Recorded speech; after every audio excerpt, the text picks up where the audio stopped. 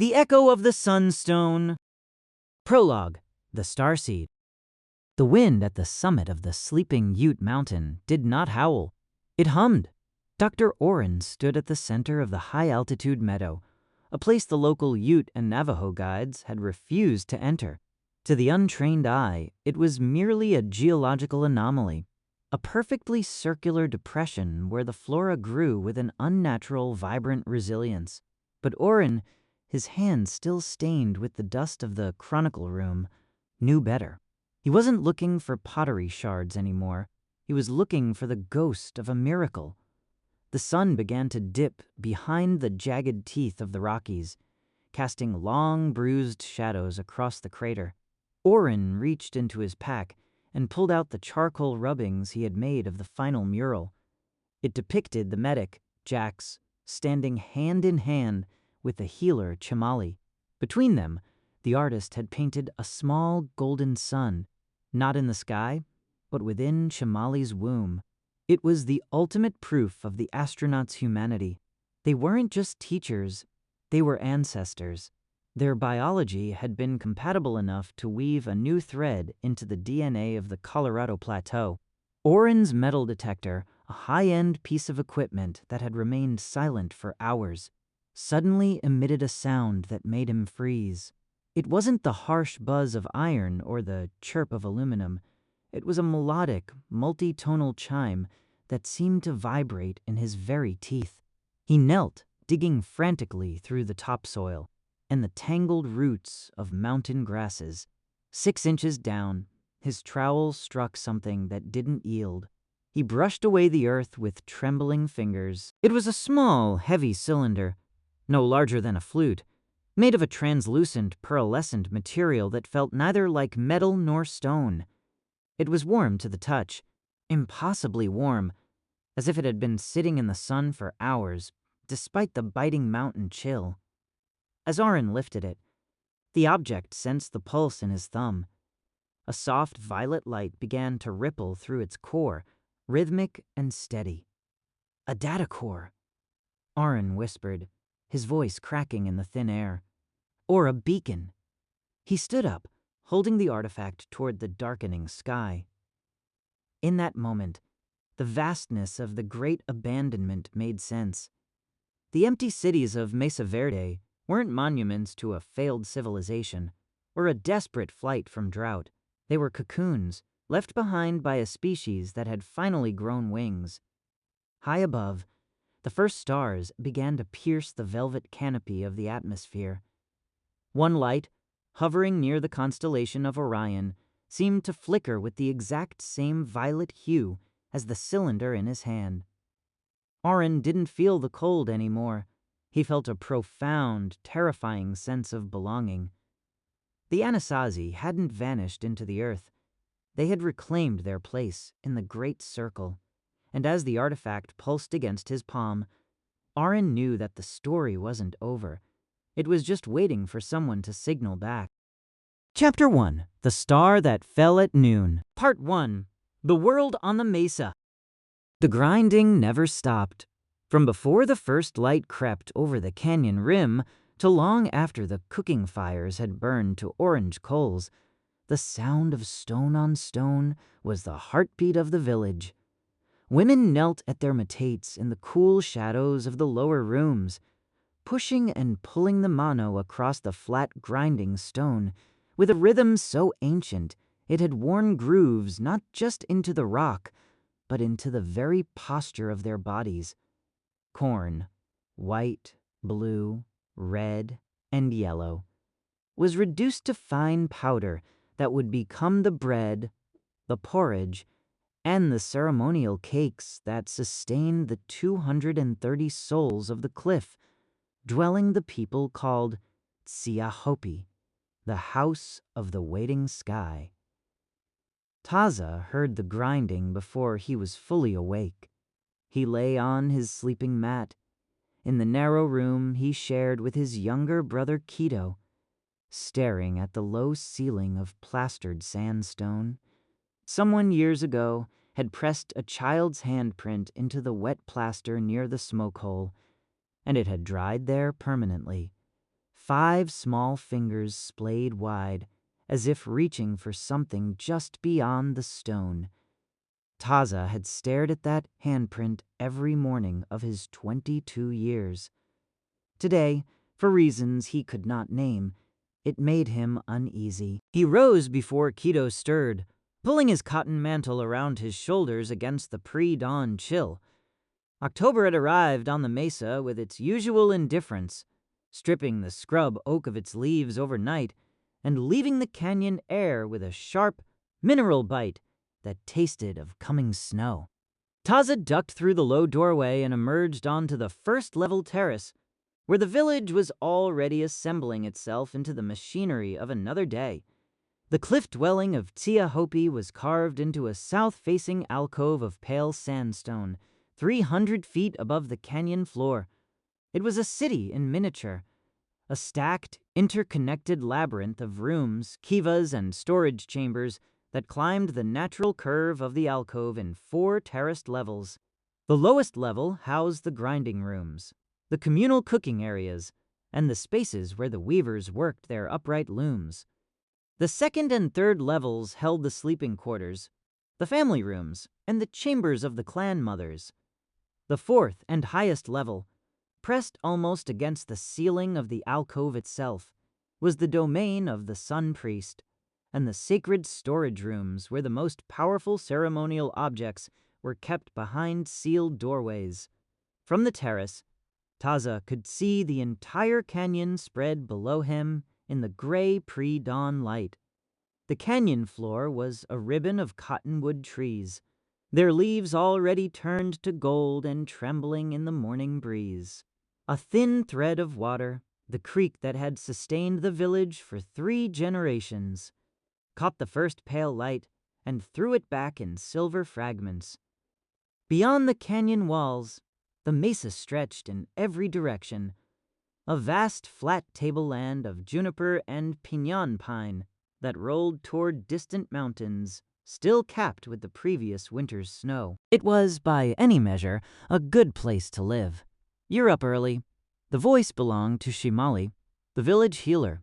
She was an old woman of perhaps 60 winters, though she moved with the deliberate economy of someone who had long ago made peace with her body's limitations.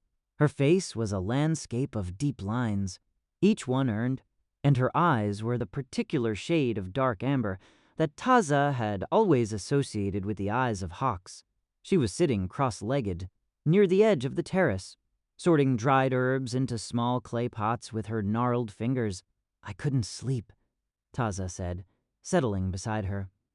"You never sleep well before a hunt," Shimali said, without looking up. "Your spirit goes ahead of your body. It is already on the mountain." Taza smiled. She had said the same thing to him since he was a boy. "The bighorn have moved higher. I saw their tracks near the second spring 2 days ago. I want to go today, before the weather turns." Shimali paused in her sorting. She held a sprig of dried sage to her nose, inhaled, and set it aside. "Go today," she agreed, "but come back before dark." She finally looked at him, and there was something in her amber eyes that was not her usual dry amusement. The sun priest had a dream last night. He has not told anyone what it contained, but he was at the fire altar before midnight, and he did not leave until dawn. Taza looked up toward the 4th level, where the sun priest's chamber was still dark. "What kind of dream?" "The kind that smells of lightning," Shimali said, and returned to her herbs. The village came fully alive as the sun cleared the canyon rim and flooded the alcove with warm amber light. Children erupted from doorways and scrambled along the terraces with the fearless agility of mountain goats, their laughter bouncing off the sandstone walls. A group of young men were repairing a section of the retaining wall on the second terrace, passing stones hand to hand in a chain that stretched from the canyon floor to the building site. The sound of their work, the rhythmic thud of stone on stone, mixed with the grinding from below and the distant, melodic call of a flute being played somewhere in the upper rooms.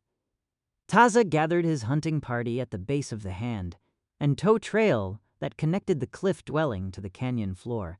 There were 3 of them: himself, his cousin Yoki, a broad-shouldered young man with a talent for stillness that made him an exceptional hunter, and Zoe, the youngest of the group at 17, who was on only his 3rd serious hunt and still had the habit of talking too much when he was nervous. They carried short bows of Osage orange wood, backed with sinew and quivers of fletched arrows with obsidian points. Taza also carried a long hunting knife of chipped chert and a coil of braided yucca rope.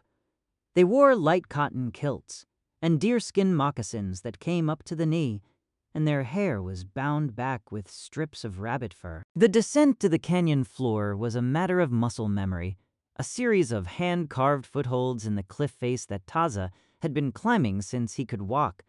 He moved down them without looking, his fingers finding each hold automatically, his eyes already scanning the canyon floor below for signs of movement. "My mother says the sun priest was at the fire altar all night," Zoe said, as they reached the canyon floor and began moving south along the creek bank.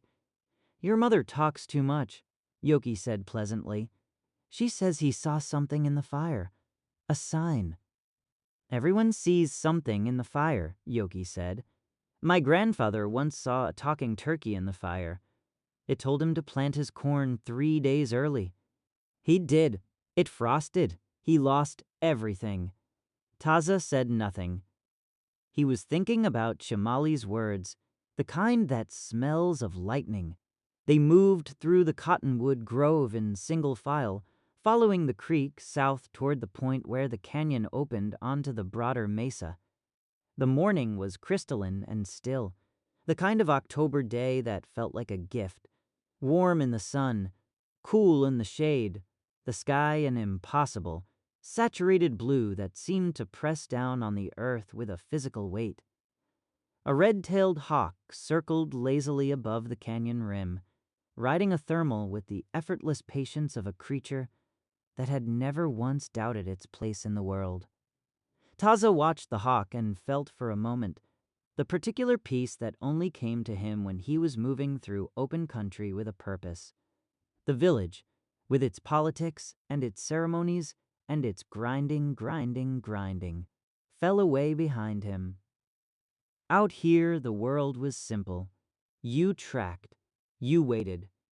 You were either patient enough, or you were not. Part 2. The world above the mesa. The bighorn sheep had indeed moved higher. Taza found their tracks at the second spring. As he had predicted, the distinctive heart-shaped prints pressed deep into the soft mud at the water's edge, overlaid with the smaller, sharper prints of a young animal. A ewe and her yearling, moving northeast toward the higher ground at the base of the mountains. He crouched over the tracks, reading them the way Chamali read her herbs, with a focused, unhurried attention. 2 days old, he said quietly. Maybe less. They came here in the evening. Yoki knelt beside him. Moving toward the Sleeping Ute? Taza nodded. The mountain the people called the Sleeping Ute rose to the northeast, a long recumbent ridge that, from certain angles, did indeed resemble a giant figure lying on its back, with its arms folded across its chest. It was a sacred mountain, the home of the Ute mountain spirit, and the Anasazi did not hunt on its upper slopes out of respect for their neighbors' beliefs. But the bighorn didn't know about territorial agreements. "We follow to the base," Taza said. "No higher." They tracked for 3 hours, moving steadily northeast across the mesa. The terrain changed as they climbed. The flat juniper scrubland giving way to stands of ponderosa pine, their bark the color of cinnamon, their needles releasing a sharp, resinous scent in the warming air. The ground became rockier, the soil thinner, the sky somehow larger. At this elevation, the horizon expanded in every direction, and Taza could see the distant smudge of other mesas to the south and west, and beyond them. The faint blue suggestion of even more distant mountains. It was Soe who first noticed the birds. "They're all going the same way," he said, stopping and pointing upward. He was right. Ravens, jays, a pair of golden eagles, and dozens of smaller birds Taza couldn't immediately identify were all moving in the same direction, south and west, away from the Sleeping Ute. Not in the casual drifting way of birds going about their business, but with a focused, urgent directness, as if they had all simultaneously received the same alarming piece of news. Taza watched them for a long moment. The hair on his forearms was standing up, though the air was warm. "We should," Yoki began. The sky split. There was no adequate word in the language of the people for what happened next, and Taza would spend the rest of his life trying to find one. It began as a sound, not a sound that entered through the ears, but a sound that seemed to originate inside the chest, a deep, subsonic vibration that Taza felt in his sternum and his back teeth, and the soles of his feet simultaneously. Then the light came. A streak of violet-white brilliance tore across the sky, from northeast to southwest, moving far too slowly to be lightning, and far too fast to be anything Taza had ever seen. It left a trail behind it, not smoke, but a luminous, shimmering disturbance in the air itself, like the heat shimmer above a summer fire but vertical. Hanging in the sky like a wound, the object was visible for perhaps 15 seconds, long enough for Taza to see that it was not a single point of light, but a shape, elongated, irregular, tumbling slowly as it moved, long enough for him to see that it was trailing something from one end, a cascade of smaller lights that scattered and died like sparks from a forge, long enough for him to understand, with a certainty that bypassed rational thought entirely and went straight to the oldest, deepest part of his brain, that this was not a natural thing. Then it struck the Sleeping Ute. The impact was not what Taza expected. There was no explosion of fire, no shower of rock. Instead, there was a single enormous concussive wave of sound and pressure that hit them like a physical blow, knocking Soe off his feet and staggering Taza and Yoki. The ground shook, not violently, but with a deep rolling tremor that seemed to come from far below the surface, as if the earth itself had been struck and was still vibrating. And then, rising from the upper slopes of the Sleeping Ute, a column of white vapor climbed into the sky. Not smoke. It was too white, too clean, too fast. It rose with extraordinary speed, spreading at the top into a shape that Taza had no name for, a broad, flat-topped column that spread outward at its apex like a thunderhead, lit from within by a pale electrical blue light that flickered and pulsed. The three hunters stood in absolute silence for a long moment. "What was that?" Soe whispered. Taza stared at the column of vapor, which was still rising, still spreading, still flickering with its internal blue light. The birds were gone. The wind had stopped. The entire mesa seemed to be holding its breath. "I don't know," Taza said. It was the most honest thing he had ever said. Part 3. The Council of the Elders. They ran back to the village. By the time they arrived, breathless and dust-covered, the entire population of Tsiya Hopi was gathered on the terraces and the canyon floor, staring northeast at the column of vapor, which was now dispersing in the upper atmosphere into a broad, luminous haze that caught the afternoon sun and scattered it in strange, prismatic colors. Children clung to their mothers. The old men stood in tight clusters, speaking in low, urgent voices. Several women were already at the shrine near the base of the cliff, leaving offerings of cornmeal and turquoise. The sun priest, Pavati, was standing on the highest terrace, his arms at his sides, his face turned toward the mountain. He was a tall man of 50 winters, lean and straight-backed, with the kind of absolute stillness that Taza had always found slightly unnerving. He wore his full ceremonial regalia, the white cotton robe, the turquoise necklace, the eagle feather headdress, as if he had been dressed and waiting, as if he had known. The council assembled in the great kiva within the hour. The kiva was the largest room in the village, a circular, semi-subterranean chamber accessed by a ladder through a hole in the roof. Its walls were plastered white and painted with the sacred symbols of the four directions: the sun, the moon, and the rain clouds.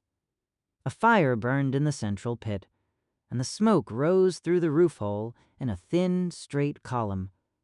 Around the fire sat the 6 clan mothers, the sun priest, the war chief, the head farmer, and Chimali, who attended all councils in her capacity as keeper of the village's medical and spiritual knowledge.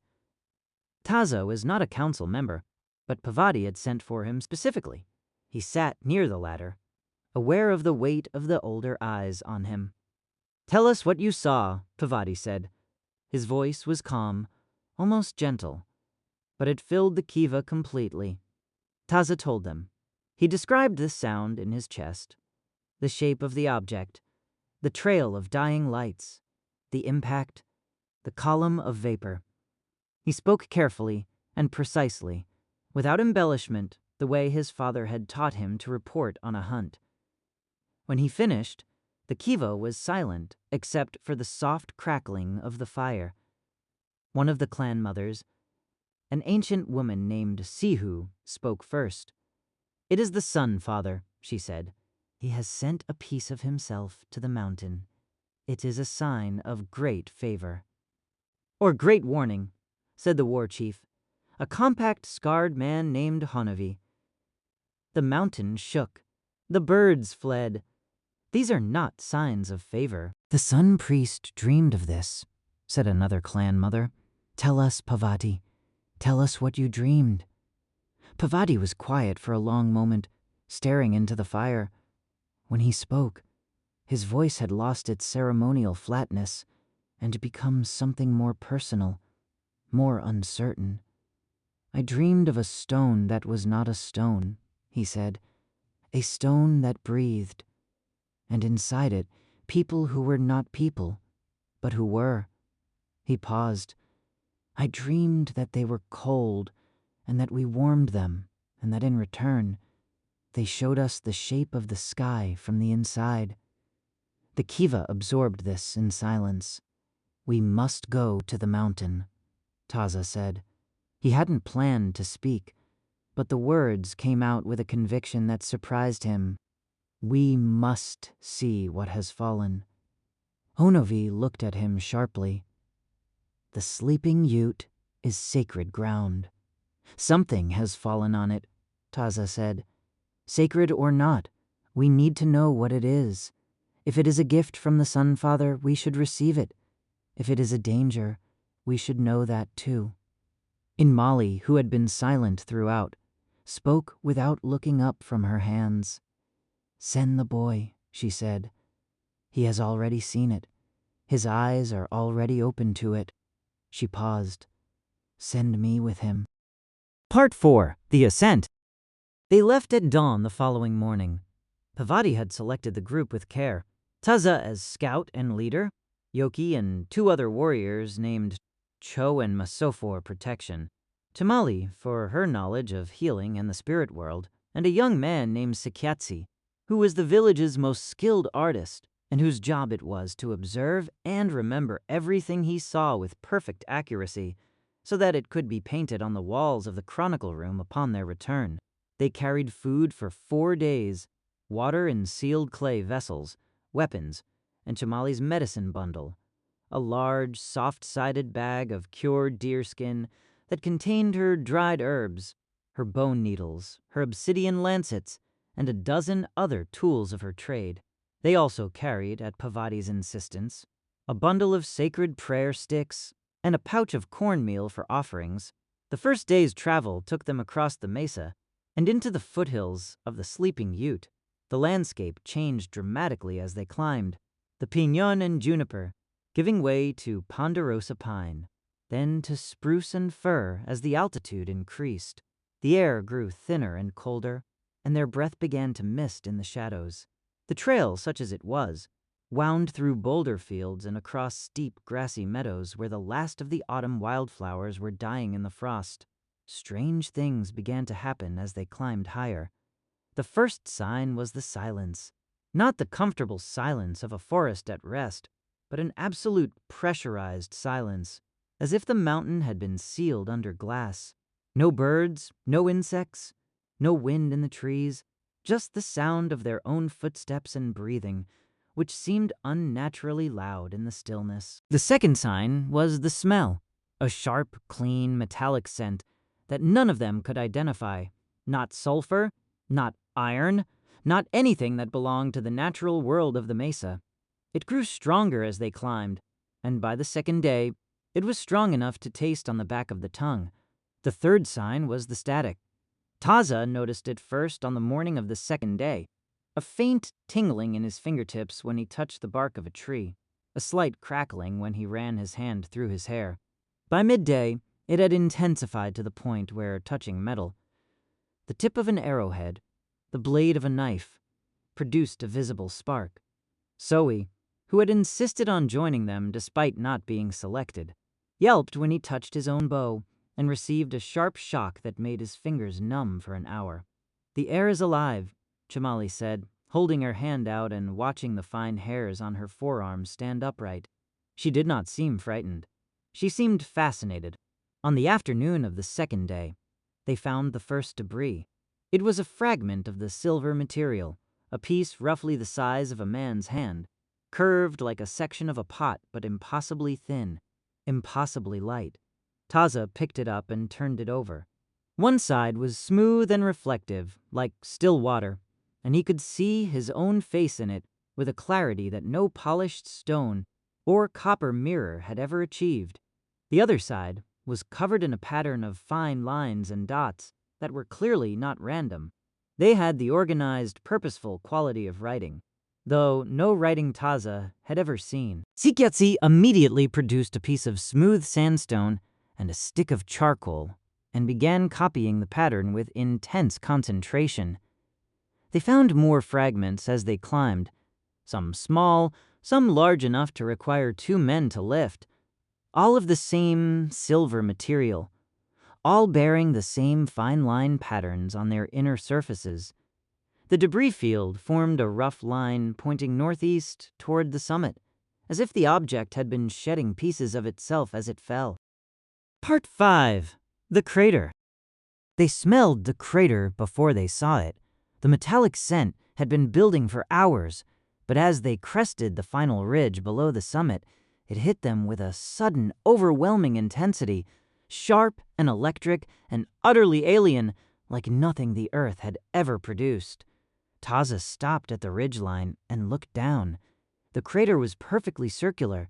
It was perhaps 200 paces across, pressed into the summit of the mountain, with a clean geometric precision that was deeply wrong in a landscape defined by the organic chaos of geology.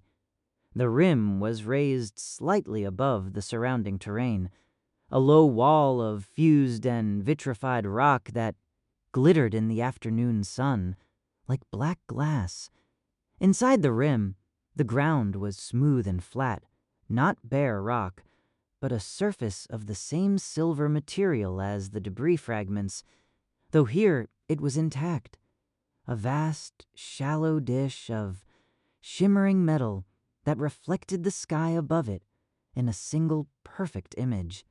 In the center of the crater, the object rested. It was larger than Taza had imagined, perhaps 40 paces long and 15 wide, shaped like nothing so much as a seed, rounded at both ends, slightly flattened on the bottom, with a subtle organic curve to its surfaces that suggested it had been grown rather than built. It was the color of the moon at full, a cool blue-white silver that seemed to generate its own faint luminescence, even in the full light of the afternoon sun.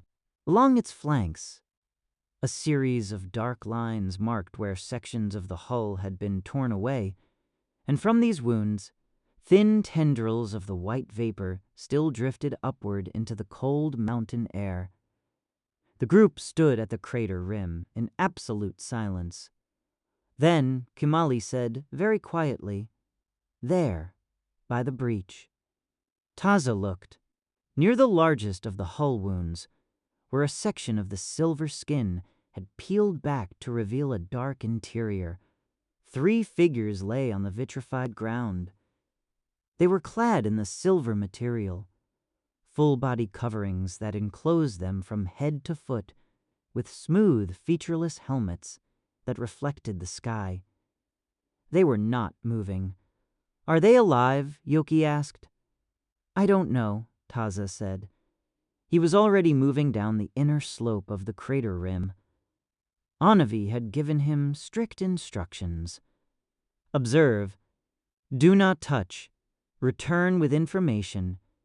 Taza had nodded respectfully and had every intention of following those instructions until the moment he reached the nearest figure and knelt beside it and heard, through the silver helmet, a sound that stopped his heart. Breathing. Shallow, labored, but unmistakably breathing. He looked up at Shamali, who had followed him down the slope with a speed that belied her age. She knelt on the other side of the figure and pressed her ear to the helmet. "Alive," she confirmed. She ran her hands along the figure's arms and torso with the practiced efficiency of a healer assessing injuries. "All 3, but not for long if we leave them here." Taza looked at the helmet. It was a single, seamless piece of the silver material, with a dark, transparent section across the face. Through it, he could see features. A face, human in every particular, pale and slack with unconsciousness. A man, young, with a short growth of dark beard and a cut above one eyebrow that had bled and dried. Taza reached for the helmet. "Careful," Chamali said. His fingers found a slight ridge along the base of the helmet, where it met the collar of the suit. He pressed it and felt a faint click, and the helmet released with a soft exhalation of pressurized air that smelled of something sweet and artificial. He lifted it away. The face beneath was, as Pavati had dreamed, both not human and entirely human. The features were familiar. Eyes, nose, mouth, the architecture of a face that Taza's own face shared. But the skin was the color of winter clouds, and the bone structure was subtly different, the jaw slightly narrower, the forehead slightly higher. The man's eyes moved behind closed lids, rapid and urgent, as if he was dreaming something terrible. Taza looked up at Tsiya, who was already drawing. "Remember everything," Taza said. Then he looked at the other 2 figures. One was clearly a woman, smaller, with a different build, her helmet already cracked along one side. The third was a large man, broad across the shoulders, whose suit had been partially torn away at the left arm, revealing a wound that Chimali was already examining with sharp, focused eyes. "We need to move them," Chimali said. "Now, before the cold takes them." Taza stood and looked at his group. 4 warriors, 1 healer, 1 artist. He looked at the 3 unconscious figures in their silver suits. He looked at the vast, alien vessel, resting in its perfect crater, still breathing its white vapor into the mountain air. He thought about Anavi's instructions. He thought about Pavati's dream. He thought about the child's handprint on the ceiling of his room, 5 fingers reaching for something just beyond the stone. "We carry them," he said. "We take them home." The descent from the Sleeping Ute took the better part of 2 days. The 3 figures in their silver suits were heavy, heavier than their size suggested, and the terrain was brutal. But Taza's group moved with the focused, unhurried determination of people who understood that what they carried was not simply the weight of 3 unconscious strangers. It was the weight of a world about to change. None of them, not even Chimali, could have known how completely. Chapter 2. The Silver Teachers, Part 1. The Awakening. The return to Tsiya Hopi had transformed the village before the travelers even arrived, where it had preceded them down the canyon like water, finding its own level, carried by Zoe, who had abandoned the group on the second day of descent and run the remaining miles with the single-minded urgency of a man whose lungs were less important than his news. He had arrived at the cliff, dwelling in the blue hour before sunset, gasping and wild-eyed, his moccasins worn through at the heel, shouting of silver people fallen from the sky, people with faces like ours, but skin like winter clouds, people who breathed inside sealed helmets and lay dying in a crater of glass. The village had absorbed this information with the particular stillness of a community that has learned, over generations, that the most alarming news requires the most careful response.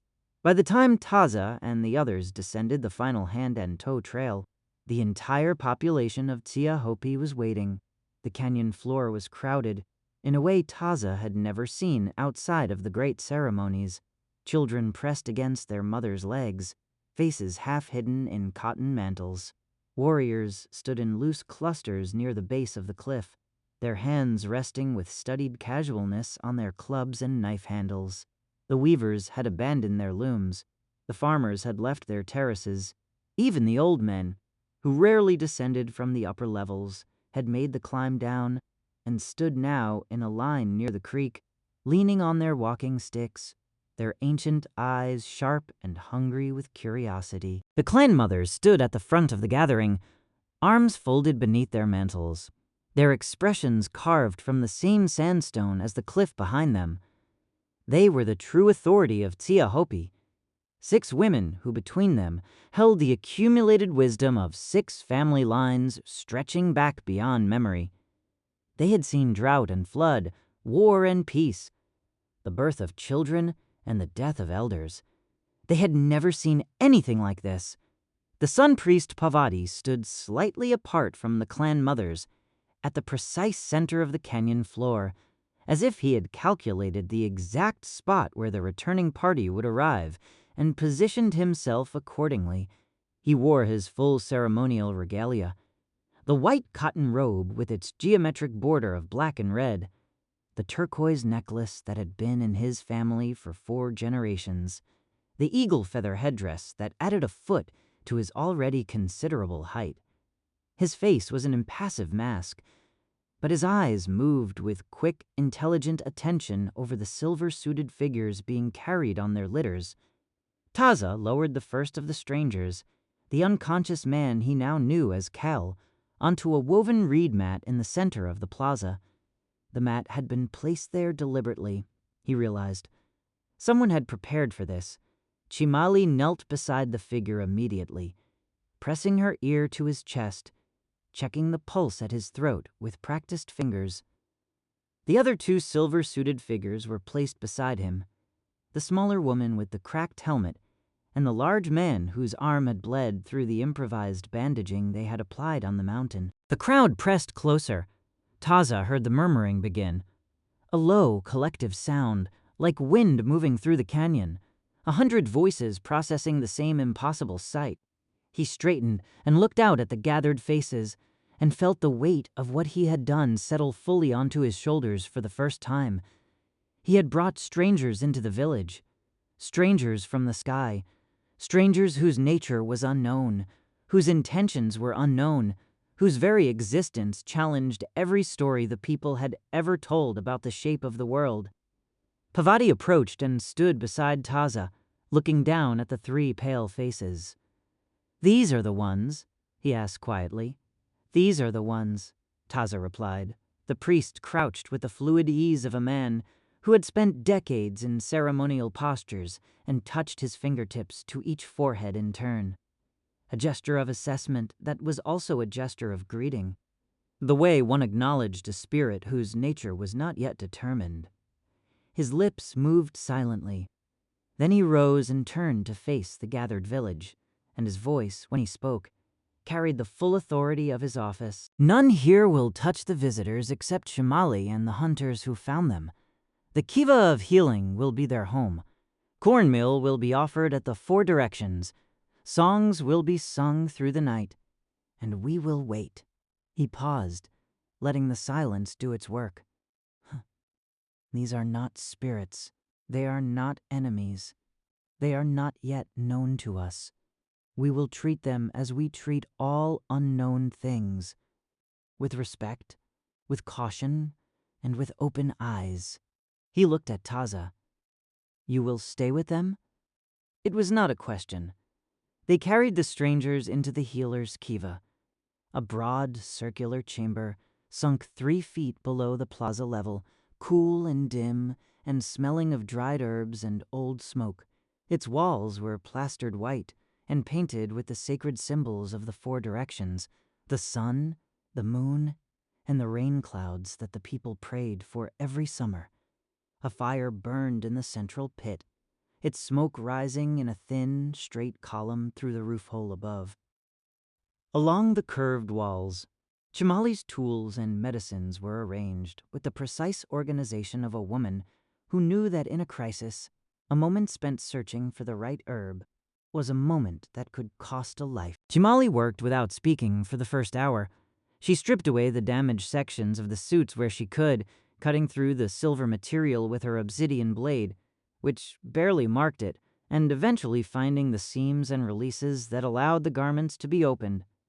Beneath the suits, the bodies were human in every particular. The same arrangement of muscle and bone, the same vulnerability of skin, the same evidence of injury that any body showed after a violent impact. Kale had bruised ribs and a deep laceration above his left eye. Mira had a dislocated shoulder that Chimali reset with a single practiced movement that made Taza wince even though Mira was unconscious. Jax had the worst of it, a deep tear in the flesh of his left forearm where a piece of the ship's hull had caught him, and a concussion that had left his pupils uneven. Chimali cleaned each wound with boiled water and a poultice of yarrow and juniper resin. She splinted Jax's arm. She sang the healing songs, low, rhythmic chants that had been passed from healer to healer for generations. Songs that were as much about the healer's focus as they were about any spiritual intervention. Tsikyatsi sat in the corner of the kiva with his charcoal and his smooth sandstone tablets, drawing everything he saw with the intense, unblinking concentration of a man who understood that he was recording something that would be told and retold for as long as the people existed. That night, Taza did not sleep. He sat beside Kale's mat and watched the man's chest rise and fall, and listened to the village above him settle into its nighttime rhythms, the distant sound of the ceremonial drums that Pavati had ordered, the occasional murmur of voices, the cry of a child. The fire in the pit burned low and orange. The painted symbols on the wall seemed to shift and breathe in the flickering light. Near dawn, when the darkness outside the roof hole had softened from black to deep blue, Chimali touched Taza's shoulder. "He is waking." Taza leaned forward. Kale's eyes were moving behind closed lids with rapid, urgent motion, as if he was running from something in his dreams. His breathing had changed, deeper, more deliberate.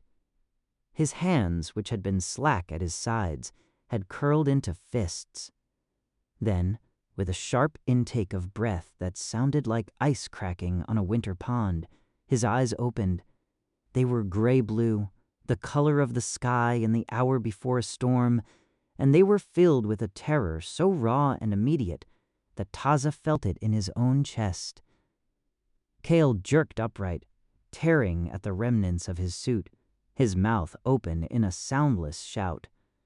Chimali was beside him instantly, pressing him back down with both hands, her voice steady and low. "Easy," she said. "You are safe. You are with people. You are safe." The man stared around the kiva wildly.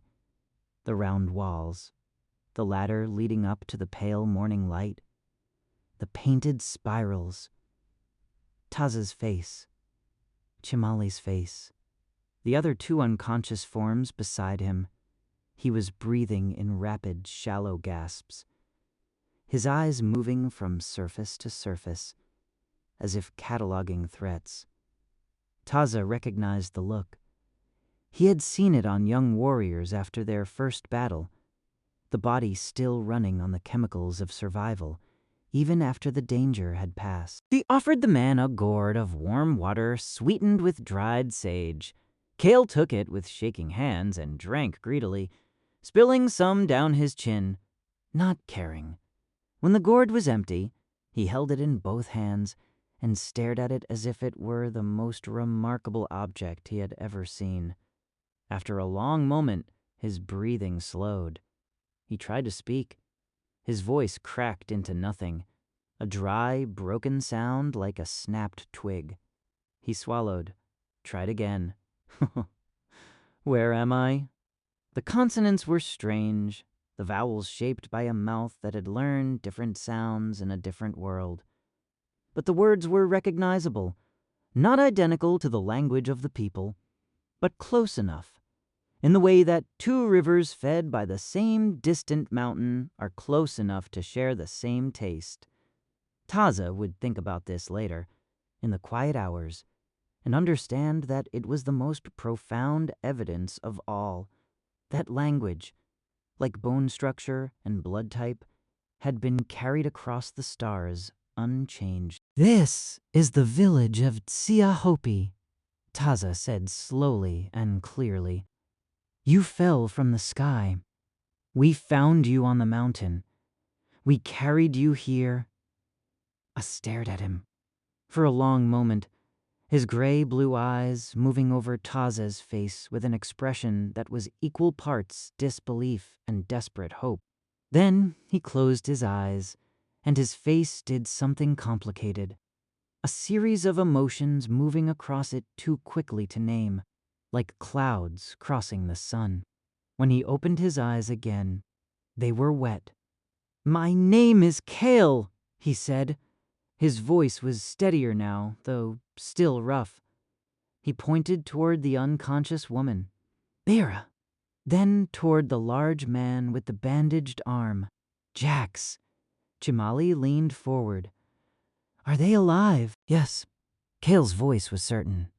"Their suits protected them. The emergency systems would have kept them stable." He paused, and a shadow crossed his face. "For a while." He looked around the kiva again, more slowly this time. His gaze moved over the walls, the symbols, the fire pit, the ladder, the roof hole with its rectangle of pale morning sky. He looked at Taza's clothing, his hair, his tools. He looked at Chimali's medicine bundle, her bone needles, her clay pots of herbs. He looked at Tsikiatsi's charcoal drawings on the sandstone tablets. "This is Earth," he said. It was not a question. It was a man confirming something he had suspected and feared and hoped for simultaneously. Taza frowned. What else would it be? Kale did not answer immediately. He looked up at the rectangle of sky above the roof hole, where the first stars were fading into the blue of morning. His expression was one that Taza would come to recognize over the following months, a particular mixture of wonder and grief that seemed to be Kale's default response to the world he had fallen into. "Nothing," Kale said finally. "Nothing else." Part 2. Strangers no longer. Mira awoke on the second morning with a sharp, violent gasp that sent her into a coughing fit so severe that Chimali had to hold her upright and pound her back until the spasm passed. When it did, Mira sat hunched over her knees, breathing in careful, deliberate increments, her dark eyes moving around the kiva with a rapid, analytical attention that was entirely different from Kale's disoriented terror. Where Kale had woken in panic, Mira woke in assessment. She was cataloging, processing, filing information into categories with the speed and efficiency of a mind trained to function under pressure. She looked at Kale. "You're alive." "Apparently," Kale said. She looked at Jax, still unconscious. "Him? Chimali says he'll be fine. The arm is the worst of it." Mira nodded once, as if this confirmed a calculation she had already made. Then she looked at Taza and at Chimali, and at Tsiya in his corner, with his charcoal and his tablets. Her gaze lingered on the drawings, the careful, accurate renderings of the 3 silver-suited figures, the kiva walls, the faces of the people who had carried them down the mountain. "You're recording us," she said. Tsiya looked up, uncertain whether he was being accused of something. "He is our memory," Taza said. "What he draws, we keep." Mira studied Tsiya for a moment longer, then nodded again. A different nod this time. Slower, with something that might have been respect in it. "Good," she said. "That's good." Jax was the last to wake, and he woke badly. He came up from unconsciousness fighting, a large man's instinctive response to vulnerability, all thrashing limbs and hoarse shouting in a language that was faster and harder than Kyle's careful speech. It took both Taza and Yoki, who had been waiting outside the kiva, to hold him down while Kimali spoke steadily into his ear until the storm passed. When it did, Jax lay still and stared at the ceiling with the expression of a man taking inventory of his own humiliation. "Where's the ship?" he demanded. "On the mountain," Kyle said. "Where we left it. We need to get back to it." "You need to heal first," Shimali said, in a tone that left no room for negotiation. Jax looked at her, this small, ancient woman, with her amber hawk eyes, and her bone needles, and her absolute certainty, and something in his expression shifted. He was a large man who had spent his life in environments where size and strength were meaningful currencies. He was encountering, perhaps for the first time, a form of authority that had nothing to do with either. "Fine," he said, after a moment. "But I want to see it, as soon as I can walk." "When I say you can walk," Chimali replied, "you can walk." Jax looked at Taza. Taza shrugged with the expression of a man who had learned not to argue with Chimali approximately 15 years ago. For 3 days, the villagers kept a respectful distance from the kiva, following Pavati's instructions with the disciplined obedience of a community that understood the difference between curiosity and wisdom. Food was lowered through the roof hole on woven trays. Corn porridge sweetened with dried berries, thin strips of dried venison, flat bread baked on hot stones, small clay cups of herbal broth that Chimali prescribed with the specificity of a physician. The astronauts ate everything placed before them with the focused, grateful intensity of people who had been running on emergency rations for days. Only Taza, Chimali, and Tsiya were permitted inside, and so the first real conversations happened in that dim, firelit circle, with the painted spirals watching from the walls and the smoke rising through the roof hole into the October sky. Kale spoke the most. He had a methodical mind and a teacher's instinct for finding the right level of explanation. Starting simple, watching for comprehension, building upward. Mira spoke less but more precisely, her words chosen with an engineer's preference for accuracy over warmth. Jax asked questions and scowled at the answers, not from hostility, but from the habit of a man who had spent his career in the gap between what was supposed to happen and what actually happened. Their language was different from the people's tongue, but not unreachably so. The consonants were softer in some places, harder in others. The vowels had a different music.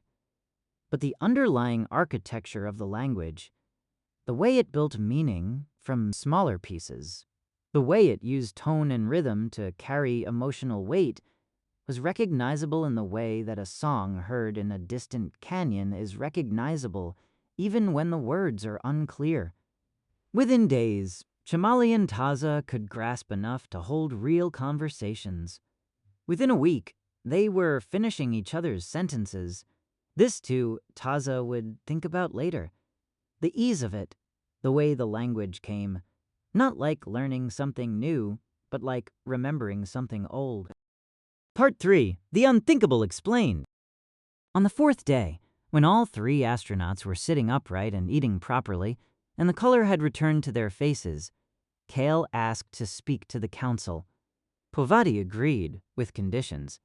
The meeting would be held in the Great Kiva. The astronauts would be carried in on litters, not because they couldn't walk, but because Povati understood the symbolic importance of arrival. The clan mothers would be present. The war chief Honovi would be present. Taza would serve as interpreter. The Great Kiva was the largest room in the village, a circular chamber 30 feet across, its walls painted with the full cosmology of the people, the 4 worlds through which humanity had climbed to reach this one. The sun and moon in their courses, the rain clouds and the lightning, the corn plant in its stages of growth.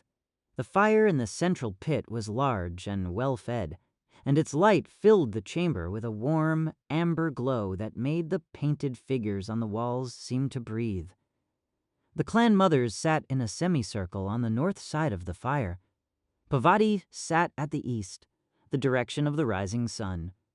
Honovi sat at the west, the direction of endings. Taza sat between the astronauts and the council, his role as interpreter, making him, for the first time in his life, the most important person in the room. Kale spoke for a long time. He spoke carefully, pausing often to let Taza translate, watching the faces of the council members with the attentive patience of a man who understood that he was not just delivering information but asking for trust. He began with the simplest truth. They were human, the same as the people of Tsiya Hopi in every biological particular. The same blood, the same bones, the same needs. He held out his arm beside Taza's arm, and the comparison was visible to everyone in the room. The same structure, the same proportions, only the color different, and even that not so different as to suggest a different origin. Then he told them where they had come from. Their ancestors had left Earth, this ground, this sky, long ago, not in living memory, not in the memory of any elder, but in a time so distant it had become myth even to them. They had traveled between the stars in great vessels, generation after generation, until the stars themselves became home, and the Earth became a story told to children. They served aboard a station called the Great Circle, a vast, spinning structure that moved through the darkness between worlds like a drifting island, carrying thousands of people in its curved corridors and gardens and workshops. The clan mothers listened to this without visible reaction. Onovi's expression was skeptical, but controlled. Povati's face was unreadable. Taza translated as carefully as he could, aware that some concepts had no equivalent in the people's language. Stars was easy. The people had names for every star. Vessel was manageable. They had boats, though small ones. Thousands of people required a gesture toward the horizon, an implication of a village so large it could not be seen from end to end. Between worlds was the hardest. Taza used the phrase, the dark water above the sky, and watched the clan mother's eyes widen slightly. Kale continued. Their ship had been struck by a solar flare, a great eruption of energy from the sun, a storm of light and force that had overwhelmed their navigation systems and sent them tumbling toward the planet below. They had tried to control the descent. They had partially succeeded. The ship was damaged but not destroyed. Their life support systems, the technology that kept them alive in the cold and airless dark of space, had been damaged and were failing. They had months, perhaps a year, before the systems failed entirely. And if they fail? Povati asked, through Taza. Kale met the priest's eyes. We die. The Kiva was silent, except for the fire. Then, the eldest clan mother, Sihu, spoke. Her voice was thin with age, but carried the absolute authority of a woman who had been making decisions that affected 200 lives for 40 years. You have come from the sky, she said. You have fallen among us. You are human, as we are human. You are in need, as we have been in need." She paused. "The people of Tsiya Hopi do not turn away those in need. This is the oldest law." She looked at the other clan mothers, who nodded one by one. "You will stay. You will heal. And when you are strong, we will speak of what comes next." Kale looked at Taza. Taza translated. Kale closed his eyes briefly. When he opened them, the grief and wonder that Taza had come to recognize were both present. But there was something else now, too. Something that looked very much like relief. "Tell her," Kale said quietly, "that we are grateful beyond any words we have." Part 4. Teaching the Tribe. The teaching did not begin with a ceremony or a declaration. It began, as most important things do, with a problem. The problem was water. The village of Tsiya Hopi had survived for 3 generations on a combination of rainfall, the creek in the canyon below, and a series of shallow cisterns carved into the rock of the alcove that collected runoff from the cliff face above. In good years, this was sufficient. In dry years, and the dry years were becoming more frequent, the elders noted with the quiet anxiety of people who read the land the way others read the sky, it was not. The cisterns ran low. The creek shrank to a thread. The corn suffered. The people suffered. Mira had noticed the water system on her first day out of the kiva, when Taza had walked her slowly along the terraces to help her regain her strength. She had stopped at the main cistern and crouched beside it, running her fingers along the carved stone channels that directed runoff into the basin. She had said nothing at the time, but 2 days later she had asked Taza to take her to the canyon floor, and she had spent an hour walking the creek bank, stopping to press her palm against the ground, to dig small test holes with a stick, to taste the soil. "There is water here," she said, pointing to a spot 50 feet from the creek bank. "Underground, a lot of it." Taza looked at the dry, cracked earth. "How do you know?" Mira smiled. The first real smile he had seen from her. Quick and bright and entirely genuine. "The plants," she said. She pointed to a cluster of deep-rooted shrubs growing in a slight depression. "These grow where water is close to the surface. And the soil here," she crumbled a handful between her fingers, "has a different texture. More clay. Clay holds water." She looked up at the cliff face, calculating distances and angles with her eyes in a way that reminded Taza of the way Pavati calculated the movements of the sun. "If we dig here and build a channel of sealed clay pipes, we can bring water up to the mesa level. Not fast, not in great quantities, but enough. Enough to survive a dry year." Taza stared at her. "Water doesn't flow uphill." "Not by itself," Mira agreed. "But if you seal the pipe completely and create pressure at the source." She stopped, looked at his expression, and started again. "Think of a gourd full of water. If you seal the top and squeeze the sides, the water comes out the bottom with force. Now imagine a very long gourd, sealed at both ends, with the source end lower than the outlet end." It took 3 more explanations, 2 diagrams drawn in the dirt, and a demonstration using a clay pot and a length of hollow reed before Taza understood. When he did, he sat back on his heels and stared at the ground for a long moment. "Show me," he said.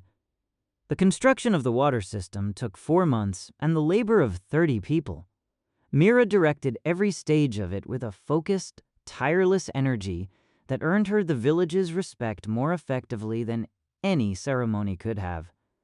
She worked alongside the builders, not above them, carrying clay, testing pipe joints, crawling into the narrow excavation trenches to check the angle of the channel.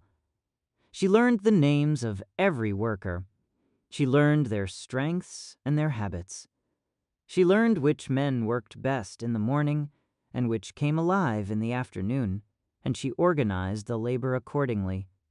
The pipes were made of fired clay, sealed at the joints with a mortar of volcanic ash and animal fat that Mira had developed after 3 weeks of experimentation. Each section was tested before installation by filling it with water and checking for leaks. The channel ran from a deep excavation at the creek bank, where a natural spring had been uncovered exactly where Mira had predicted, up through a series of sealed conduits to a new cistern carved into the rock of the alcove at the second terrace level. On the day the system was completed, Mira opened the inlet valve, a simple clay plug, and the village gathered to watch. For a long moment, nothing happened. Then, with a sound like a long, slow exhalation, water began to flow from the outlet pipe into the new cistern. Not a flood, not a rush. A steady, reliable stream, thin as a man's wrist, that would run as long as the spring below ran. The silence that followed lasted perhaps 3 seconds. Then the village erupted. Kael, meanwhile, had been working with the farmers and the builders on a different problem. The structural vulnerability of the cliff dwelling's upper levels. The 4th terrace, where Pavati's chambers and the sacred storage rooms were located, had been showing signs of stress for years. Hairline cracks in the plaster, a slight outward lean in the eastern wall that the builders had been monitoring with increasing anxiety. Kael had examined the wall carefully and identified the problem. The mortar between the stone courses was failing, weakened by decades of freeze-thaw cycles in the high-altitude climate. He taught the builders a new mortar, a mixture of local clay, volcanic ash from the mountains to the south, and a small amount of animal blood that acted as a binding agent. The resulting compound was harder than the original mortar and more resistant to temperature change. The builders applied it to the failing sections of the eastern wall and watched, over the following weeks, as the cracks stopped spreading and the lean stabilized. Word of this spread faster than the water system had. Within weeks, builders from other villages were making the journey to Tsiya Hopi to learn the new technique. Kael taught them all, patiently and without reservation, understanding that the knowledge was more valuable distributed than hoarded. Jax worked in the healer's kiva with Chamali, and their collaboration was the most complex of the 3, not because the knowledge was harder, but because it required the most careful navigation between 2 different ways of understanding the world. Chamali's medicine was built on a foundation of spiritual belief as much as practical knowledge. The healing songs were not separate from the herbs. They were part of the same treatment, addressing the spirit while the herbs addressed the body.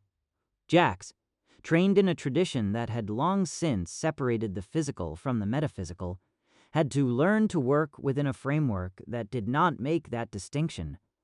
He was, to his credit, willing to try. He showed Chamali how to boil her obsidian tools before cutting, explaining the concept of invisible spirits that lived in wounds and caused the fever and swelling that killed more patients than the original injury. He could not show her the spirits themselves, but he could show her the results. Wounds treated with boiled tools healed faster, and with less fever than those treated with unboiled ones. Chamali ran the comparison herself, methodically, over the course of 2 months, and arrived at the same conclusion independently. He showed her the blue-green mold that grew on rotting corn, a substance she had always discarded as contamination, and explained that it produced a compound that killed the invisible spirits in infected wounds. He had no way to extract or concentrate it with the tools available, but he showed her how to apply it directly to infected tissue, and the results were dramatic enough that Quip Chamali added it to her practice without further persuasion. In return, Chamali taught Jax the healing songs. He learned them phonetically at first, without understanding the words, and then gradually with comprehension as his grasp of the language improved. He was a poor singer. His voice was too large and too rough for the delicate melodic lines of the chants, but he sang them anyway, because Chamali had shown him, with the patience of a woman who had been teaching for 40 years, that the songs did something that his medicine could not. They gave the patient something to hold on to, a rhythm, a presence, a reminder that they were not alone in their pain. Your medicine heals the body, Chamali told him one evening, as they sat together after a long day in the kiva. My songs heal the fear. Both are necessary. Jax was quiet for a moment. Where I come from, he said slowly, we separated those things a long time ago. We thought it made us more precise. Did it? He considered this seriously. We got better at healing bodies, he said. I'm not sure we got better at healing people. Chamali nodded, as if this confirmed something she had long suspected about the Sky People. Part 5. Jax and the Healer's Daughter. The change that no one spoke of openly, but that everyone in the village tracked with the careful peripheral attention of a community that understood the significance of what was happening, came quietly, as the most profound changes always do. It began with an argument. Taza, Chimali's daughter, was 20 years old and had inherited her mother's amber hawk eyes and approximately none of her mother's patience. She was a healer's apprentice, which meant she spent her days in the kiva learning the herbs and the songs and the techniques that Chimali had been accumulating for 60 years. She was good at it, better than good, with a natural diagnostic instinct that Chimali said was a gift from the spirits, and that Jax, when he observed it, said was the best clinical intuition he had encountered in years of practice. She was also, from the first day, Jax was well enough to sit upright and form opinions, deeply unimpressed by him. You hold the lancet wrong, she told him, on the third day of his recovery, when he had insisted on examining his own stitches and had picked up one of Chimali's obsidian blades to do it. Jax looked at the blade in his hand, then at her. I'm a medic. I've been using surgical instruments since before you were born. You hold it like you're going to stab something, Taza said. You should hold it like you're going to ask it a question. Jack stared at her. That is the least useful piece of medical advice I have ever received. Then you have received very little useful advice, Taza said pleasantly, and took the lancet from his hand and demonstrated the grip. A light, rolling hold between thumb and forefinger that allowed the blade to move with the natural motion of the wrist rather than against it. Jax watched her. Then, without comment, he adjusted his grip. The argument became a habit. They argued about technique, about diagnosis, about the relative merits of spiritual and physical approaches to healing, about the correct way to splint a fracture and the correct way to sing the bone-setting song, and whether those two things were actually in conflict, or whether Jax was simply too stubborn to see that they were complementary. They argued in the kiva and on the terraces, and during the long walks that Jax took every evening to rebuild his strength, with Taza accompanying him, because Chimali had assigned her to monitor his recovery, and she took her assignments seriously. The walks were where the arguments softened. In the kiva, surrounded by the tools and the patience and the accumulated authority of Chimali's presence, they were colleagues in dispute. On the canyon rim at dusk, with the light going gold and the cottonwoods below them blazing with autumn color, and the first stars appearing above the mesa, they were something else, something neither of them had a name for yet, though the village had been naming it for weeks. Tell me about the Great Circle, Taza said one evening, sitting on a flat rock at the canyon's edge with her knees drawn up and her eyes on the darkening sky. Jax sat beside her, close enough that their shoulders almost touched, a proximity that had been increasing incrementally over the past weeks, in the way that proximity always increases when two people are paying careful attention to each other. He looked up at the sky for a long moment before answering. It's large, he said, larger than this canyon. Larger than this mesa. It spins so that the people inside feel weight, feel the ground beneath their feet, even though there's nothing below them but darkness. He paused. There are gardens, real ones, with soil and water and light from mirrors that catch the sun. There are children who have never stood on a planet, who have never felt wind that wasn't generated by a machine. Atza was quiet, absorbing this. Do you miss it? Jax considered the question with the seriousness it deserved. I miss the people, he said finally. I miss my colleagues. I miss. He stopped. I miss knowing what I was supposed to do next. Up there, everything had a purpose, a schedule, a function. He looked at the canyon below, the thread of Silver Creek, the dark shapes of the cottonwoods. Down here, everything is alive, Atza offered. He looked at her. The last light of the sun was catching the amber in her eyes, and for a moment she looked so much like her mother that it startled him. The same hawk sharpness, the same quality of attention that made you feel, when she looked at you, that she was reading something written on the inside of your face.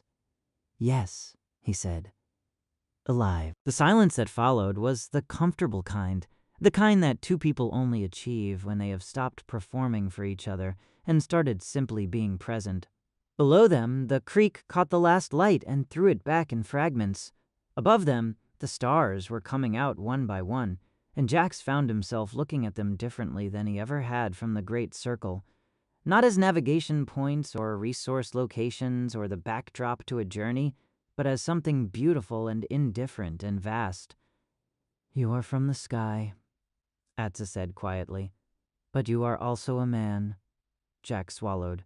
The observation was so simple and so complete that it left him with nothing to add. Yes, he said. You bleed, she continued, her eyes still on the stars. And you worry, and you argue about lancet grips. A pause. And you love. His face burned in the darkness. I don't know if I. You don't have to know, Atza said. She finally looked at him, and her expression was the one she wore when she had already made a diagnosis and was simply waiting for the patient to catch up. The heart knows. It always knows before the mind does. Jax looked at her for a long moment. Then he looked back at the stars. Then he looked at her again. Your mother is going to be very difficult about this, he said. Atza laughed, a real laugh, full and unguarded, that startled a roosting bird from the cliff face below them. My mother, she said, has been expecting this since the second week. Their bond became a quiet truth in the village, acknowledged without ceremony, accepted without debate, understood by everyone as the most eloquent possible proof of what Kel had told the council in the Great Kiva. They were not spirits. They were not gods. They were not visitors from a separate creation. They were family, separated by time and distance and the vast dark ocean of the sky, but family nonetheless. And in time, proof of that would become undeniable in the most fundamental way possible. When Chimali examined her daughter one morning in the early spring and looked up with her amber hawk eyes full of something that was equal parts wonder and the deep, satisfied certainty of a woman who had seen this coming from a long way off. The sky people were human, completely, irrevocably, gloriously human. Part 6. The shadow of their task. But even as the village grew brighter, even as the water flowed uphill and the walls stood stronger, and the healers worked miracles with mold and song, a shadow moved behind all of it, patient and inevitable as the coming of winter. Cale never forgot the wreck on the mountain. He climbed to the mesa edge often, in the early mornings before the village was fully awake, and stood looking northeast toward the summit of the Sleeping Ute. From this distance, on clear days, he could see the faint shimmer of the crater's vitrified rim catching the first light. He stood there with his arms at his sides and his face turned toward the mountain, and Taza, who had taken to joining him on these mornings, learned to read the quality of his silence, the way he read animal tracks, the particular stillness of a man carrying a weight that he had not yet found a way to set down. "The life support systems," Cale said one morning, without preamble, as if continuing a conversation they had been having in his head for weeks. "They were damaged in the crash. Not destroyed, damaged. The core systems are still functioning, but they're running on emergency reserves. The reserves will last." He paused, calculating. "Perhaps 8 months, perhaps 10, if we're careful." Taza looked at the distant shimmer of the crater. "And after that?" "After that, the systems that keep us alive in space. The air recyclers, the temperature regulators, the radiation shields. They fail." He paused. "We can survive without them here, on Earth. The air is breathable. The temperature is manageable. But there are other systems, medical systems, systems that maintain our biology in ways that—" He stopped again, and Taza understood that he was choosing his words carefully, navigating between honesty and the kind of technical detail that would require an hour to explain. "We were not born here," Hale said finally. "Our bodies have adapted over generations to a different environment. Without the medical systems, we will begin to change, not quickly, but irreversibly." Taza was quiet for a moment. "You need to repair the ship." "Yes." "And return to the Great Circle." "Yes." Cale looked at him. "I'm sorry. I know what we've built here. I know what it means to leave it." Taza shook his head. "Don't apologize for needing to go home. I would do the same." He paused. "What do you need?" Cale had been waiting for this question. He had been preparing for it. In fact, with the methodical thoroughness that Taza had come to recognize as his fundamental nature, the way he approached every problem, from the water system to the council meeting to this conversation, with a complete and detailed plan already formed before he opened his mouth.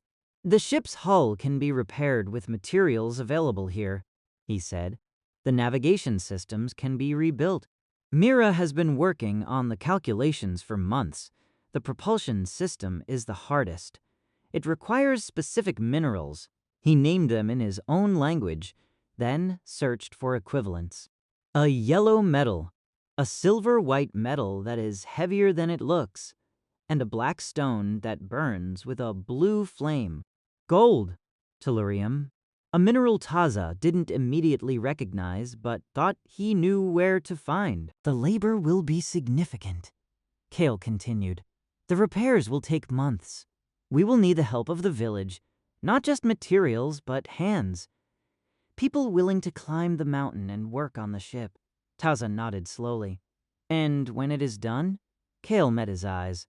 There was something in his expression that Taza had not seen there before, a careful, deliberate openness, as if he was about to say something he had been holding back for a long time.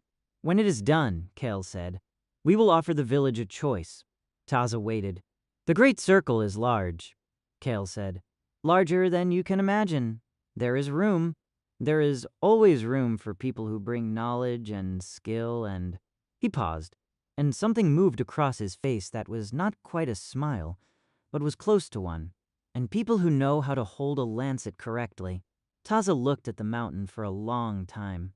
The sun was fully up now, and the shimmer of the crater rim had resolved into a hard, bright line against the dark rock of the summit. Somewhere up there, the ship breathed its thin white vapor into the cold morning air, waiting. "You're offering to take us with you," Taza said. "I'm offering the choice," Cale said carefully. "No one will be compelled. No one will be left behind who wants to stay. But yes." He looked at the mountain. "We are offering the choice." Taza thought about the child's handprint on the ceiling of his room. 5 fingers reaching for something just beyond the stone. He thought about Chimali's words on the morning of the event, the kind that smells of lightning. He thought about Atza and Jax sitting on the canyon rim with the stars coming out above them, and the way the sky looked from up there, vast and indifferent and full of something that was not quite promise, but was close enough to feel like one. "Tell me more about the Great Circle," Taza said, and Kale began to talk, and the sun climbed higher, and the village below them woke into its daily rhythms of grinding and building and healing and teaching, and the mountain waited on the horizon with its secret of silver and light, and the clock that had been ticking since the moment of impact continued its patient, invisible count. The silver people had brought wisdom from beyond the heavens. They had brought water to the high places, and strength to the walls, and healing to the sick, and a child to Atza's womb that would carry 2 worlds in its blood. But their ship still lay in shattered slumber on the mountain, and the months were passing, and the time for choosing was coming. And soon, the people of Tsiya Hopi would be asked to face a question no tribe on earth had ever been asked before. Not where do we go when the drought comes, but where do we go when the sky calls? Chapter 3. The Forge of the Heavens. Part 1. The Return to the Mountain. The decision to repair the ship was not made in a single council meeting. It was made the way all great decisions are made in communities that have survived long enough to understand the cost of haste. Slowly, carefully, with the full weight of every voice that had a right to speak pressing down on it until it either held or broke. It held. Pavati called the council 3 times over the course of a single week. The first meeting was for information.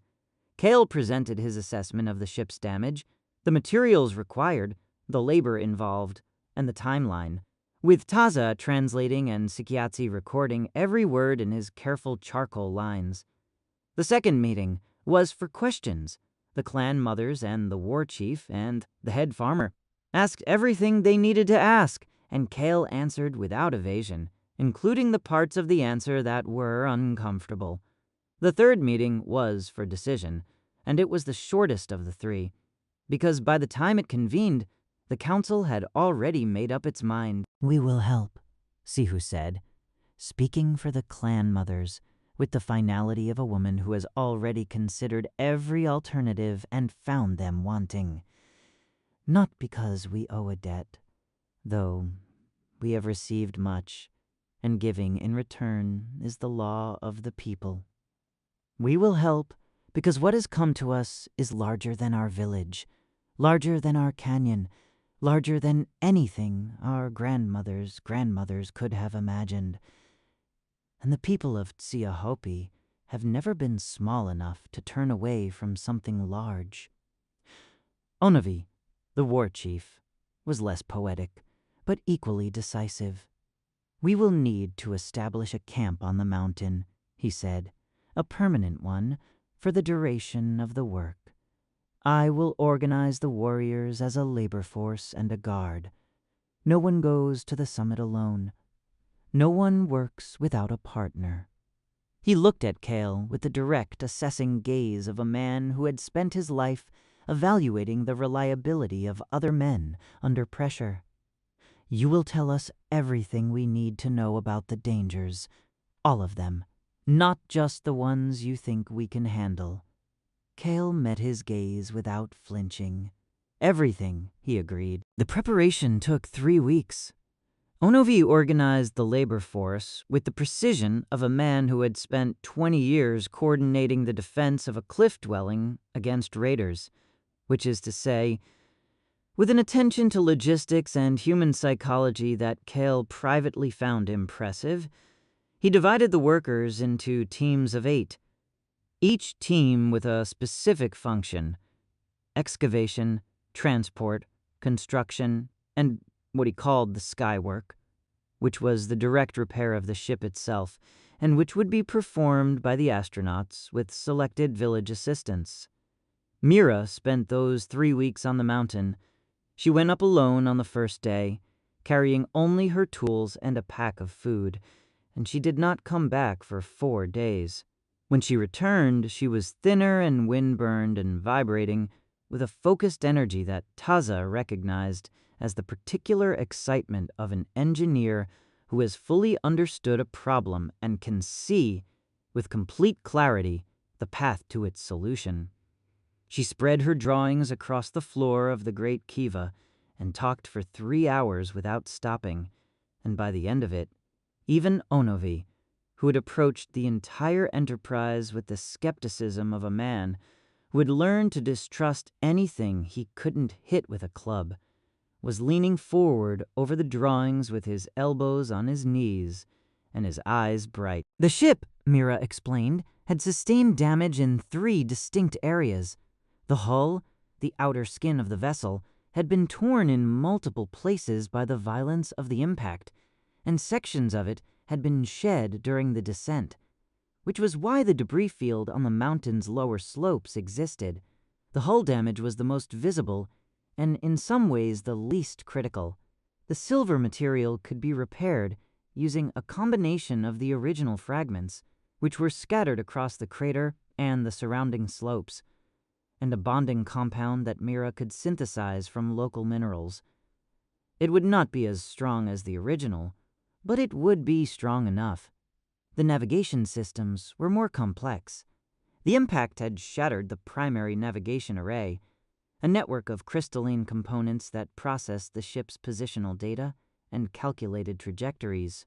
Mira had spent her 4 days on the mountain, cataloging the damage, and had concluded, with the careful optimism of someone who has done the math 3 times and gotten the same answer each time, that the array could be rebuilt.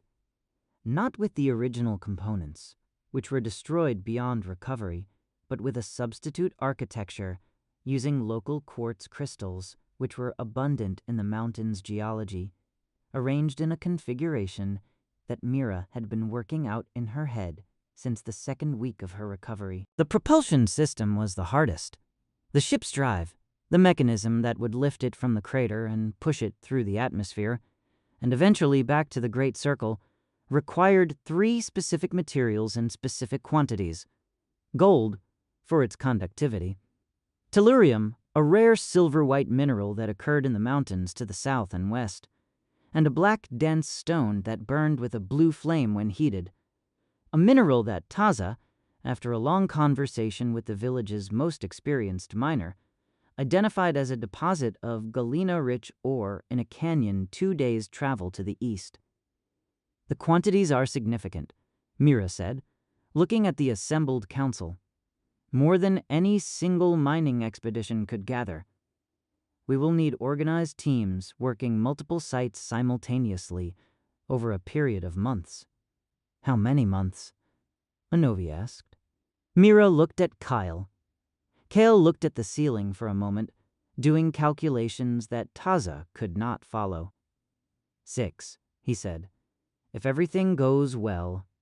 8, if it doesn't. Onovi nodded slowly. Then we begin tomorrow. Part 2. The work on the mountain. The base camp on the Sleeping Ute was established in a natural hollow on the mountain's eastern flank, sheltered from the prevailing winds by a ridge of exposed granite and close enough to a reliable spring that water would not be a problem. Onovi's warriors built it in 4 days. A cluster of sturdy brush shelters reinforced with stone walls, a central fire pit large enough to cook for 30 people, a storage area for tools and materials, and a series of signal fires that could communicate with the village below using a code that Onovi had devised himself. The camp became, over the following months, a second village. At its peak, 40 people lived and worked on the mountain simultaneously, rotating in and out on a schedule that Onovi managed with the same meticulous attention he gave to the defense of the cliff dwelling. Fresh workers came up every 10 days, carrying supplies and the latest news from the village. Exhausted workers went down, carrying ore samples and Mira's progress reports, and, occasionally, injuries that required Shimali's attention. The work on the ship itself was unlike anything the people of Tsiya Hopi had ever done, and it required a complete renegotiation of the relationship between human hands and human tools. The hull repair was the first task, and it was in many ways the most accessible. It was at its core a construction problem, and the people of Tsiya Hopi were exceptional builders. Mira directed the collection of the scattered hull fragments from the debris field, organizing teams of workers to comb the mountain's slopes in systematic grids, marking each fragment's location before moving it, building up a map of the ship's disintegration that allowed her to understand exactly what had been lost and what could be recovered.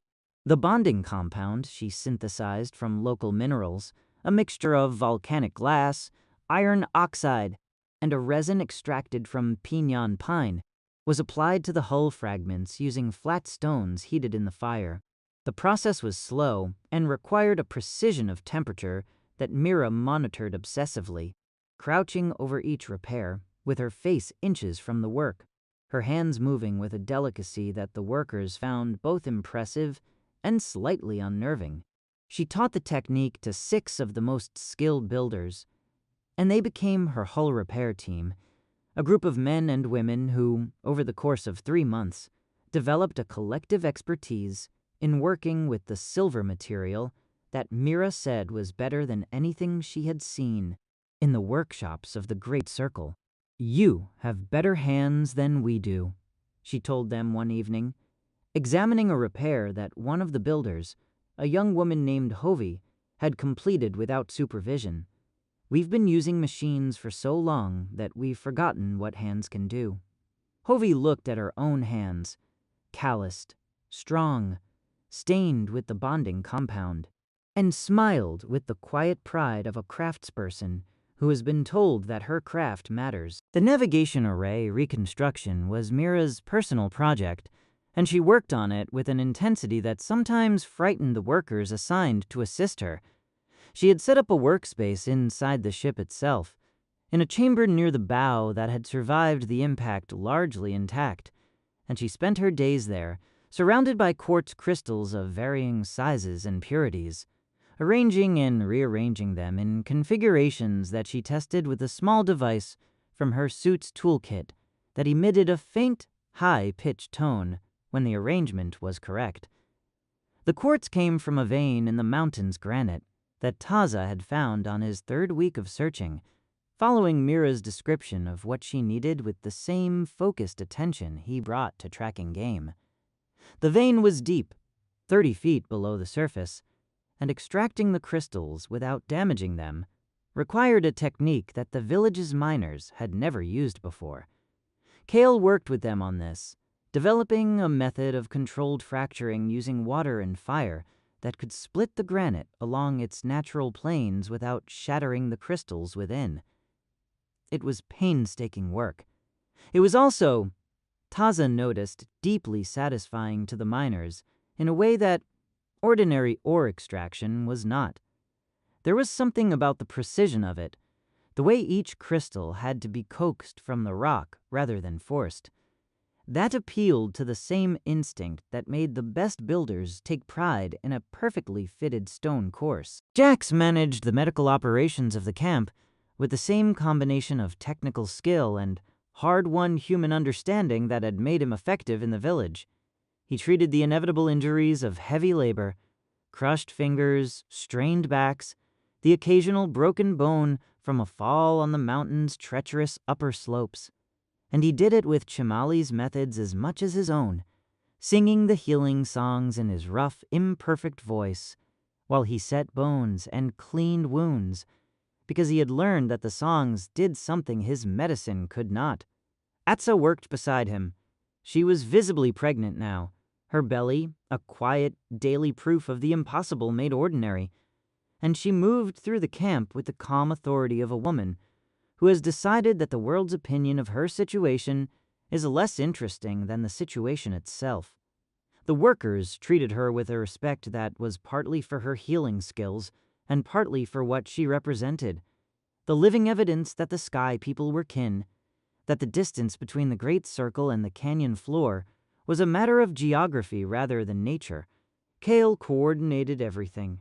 He moved between the hull repair teams and the navigation workshop and the mining operations and the base camp with a tireless, systematic energy that Taza found both admirable and slightly exhausting to observe. He kept a running inventory of materials in his head, tracked the progress of each repair against his timeline, identified bottlenecks before they became crises, and made adjustments with the calm efficiency of a man who had been managing complex operations in hostile environments for his entire adult life. But even Kale, in the quiet hours of the mountain evenings, showed the weight of what they were doing. Taza found him one night sitting outside the base camp, looking up at the stars with an expression that was not the wonder and grief combination Taza had come to know, but something simpler and more raw, just grief. Just the plain, unadorned weight of a man who is doing what needs to be done and is not sure he wants to do it. "You don't want to leave," Taza said, sitting beside him. Kale was quiet for a long moment. "I want to go home," he said carefully, "and I don't want to leave here. Both things are true at the same time." Taza nodded. He understood this. He had felt it himself, in a smaller way, every time he returned from a long hunt. The pull of the open country behind him and the pull of the village ahead, and the brief, bitter-sweet moment of standing between them. "Jax doesn't want to leave," Taza said. Khalil smiled faintly. "No, Jax has found something here that he didn't know he was looking for." He paused. "Mira wants to stay too, though she won't say it. She's been happier here than I've seen her in years. There's something about working with her hands. With real materials, with people who—" He stopped. "People who care about the work for its own sake, not for what it produces, not for its efficiency, for the work itself." "And you?" Taza asked. Kal looked at the stars for a long time. "I have a responsibility," he said finally, "to the Great Circle, to the people there who are waiting for us, who don't know if we're alive or dead, to the mission." He paused. "Responsibility is a strange thing. It doesn't care what you want." Taza thought about this. "My father told me," he said slowly, "that the hardest hunts are not the ones where the animal is difficult to find. They are the ones where you find it and then must decide whether to take it." Kal looked at him. What did he mean? He meant that the decision to act is always harder than the act itself. Taza looked at the mountain above them, where the ship waited in its crater. "You have already decided. The hard part is done." Kal was quiet for a moment. Then he nodded, once with the slow deliberateness of a man accepting something he has been resisting. "Yes," he said, "I suppose it is." Part 3. The Knowledge Beyond Knowledge. As the repair work progressed through the winter and into the early spring, the teaching continued, but it changed in character. In the first months after the crash, the astronauts had shared practical knowledge: water systems, building techniques, medical practices, knowledge that addressed immediate problems and produced visible results. The village had absorbed it eagerly, the way dry ground absorbs the first rain of the season. Now, as the relationship between the Sky People and the village deepened into something that had no name but felt like family, the knowledge that passed between them became more fundamental, more dangerous, more beautiful. Aplirial began teaching mathematics. Not the counting and measuring that the people already used. They were skilled at both, with a sophisticated system of numerical notation and practical geometry that had allowed them to build their cliff dwellings with remarkable precision. What Kale taught was something different: the mathematics of relationship. The way that numbers described not just quantities, but patterns, and the way that patterns, once understood, could be used to predict the behavior of everything from water to stars. He started with the movement of the sun. The people already tracked the sun's position on the horizon throughout the year, using fixed markers to identify the solstices and equinoxes that governed their planting calendar. Kale showed them how to express this movement as a mathematical relationship, a cycle that could be described with numbers, and therefore predicted, with precision far beyond what observation alone could achieve. He showed them how the same mathematical relationship described the movement of the moon and the planets and the stars themselves. Pavati sat in on these lessons with the focused attention of a man who has spent his life studying the sky and is now being shown the language in which the sky is written. He asked questions that surprised Kale with their sophistication, questions that suggested the Sun Priest had already intuited some of what Kale was teaching, had been circling around it for years with the tools available to him, and was now being given the vocabulary to complete the thought. "You already knew this," Kale said to him one evening, after a session in which Pavati had derived a mathematical relationship that Kale had been building toward for 3 weeks, arriving at it independently by a different route. Pavati considered this. "I knew the shape of it," he said, through Taza. "I did not know the name." Kale nodded slowly. "That's the most important thing I've learned here," he said. "That knowledge doesn't come from nowhere. It grows from what's already there. You were already doing mathematics. You just didn't call it that." Mira taught engineering principles to the builders, not just techniques, but the underlying logic of structure and force and material behavior that made the techniques comprehensible rather than merely imitable. She taught them to think about a building the way she thought about the ship, as a system of forces in balance, where every element was in conversation with every other element, and where understanding the conversation allowed you to predict how the system would behave under stress. The builders took to this with an enthusiasm that Mira found both gratifying and slightly overwhelming. They began applying the principles to everything, not just the new construction, but the existing structures of the cliff dwelling, analyzing the old walls with new eyes and identifying weaknesses that had been invisible before.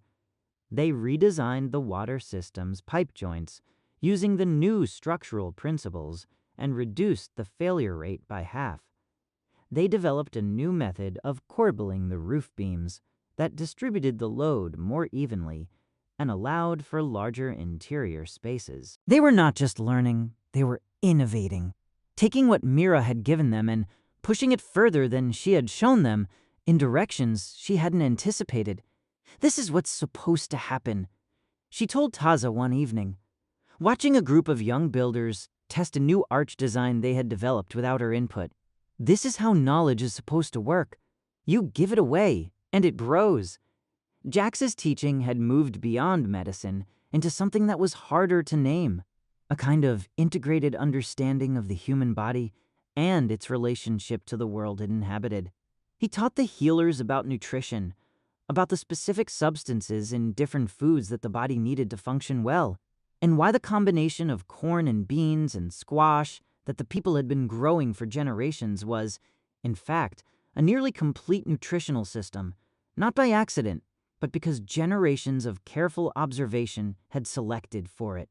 He taught them about the relationship between clean water and disease, and the specific mechanisms by which contaminated water carried illness. He taught them about the body's own healing systems, the way wounds closed themselves, the way bones knit, the way the body fought infection with its own invisible armies. But the most important thing Jax taught the healers was something he had learned from Chamali rather than the other way around: the relationship between the mind and the body. He had come to the village with a medicine that treated the body as a machine, sophisticated, complex, but ultimately mechanical. He was leaving it with an understanding that the machine metaphor was incomplete, that the body was not a machine, but a conversation between the physical and the emotional, between the individual and the community, between the person and the world they inhabited. "You changed me," he told Chamali one morning, as they worked side by side in the healer's kiva. "I came here thinking I had things to teach you. And I did, what you taught me more." Chamali made the soft, unimpressed sound that was her standard response to compliments. "You were not difficult to teach," she said. "You were stubborn, but you were honest. Stubborn and honest is a good combination in a healer." Jax smiled. "Atza says I'm still stubborn." "Atza is correct," Chamali said. "But she loves you anyway. This is also a good combination." Part 4. The Faction of the Old Ways. Not everyone in Tsiya Hopi watched the transformation of their village with joy. The dissent had been present from the beginning, a quiet undercurrent of unease that ran beneath the surface of the community's apparent acceptance, surfacing occasionally in a sharp word at the water cistern or a pointed silence in the council chamber. Taza had been aware of it for months, the way you are aware of a crack in a wall, noting it, monitoring it, hoping it would not spread. By the third month of the mountain work, it had spread. The leader of the faction was a man named Quitavi, a senior farmer of 50 winters, respected and influential, with a broad face and deep-set eyes that had always reminded Taza of the carved stone faces on the ceremonial masks. Quitavi had been one of the first to benefit from the new water system. His terraces were the most productive on the mesa, fed by the pressurized pipes that Mira had designed. He had accepted the benefit without comment and the knowledge behind it with visible reluctance, and Taza had noted this discrepancy and filed it away. Quitavi's objection was not to the practical improvements. It was to what he saw as the spiritual cost of them. "We are becoming something we were not," he said, at a gathering of perhaps 30 people in the lower Kiva. A meeting that had not been sanctioned by the council and that Taza learned about only afterward through Yoki, who had attended out of curiosity and left out of discomfort. "The Sky People have given us water and strong walls and new medicines.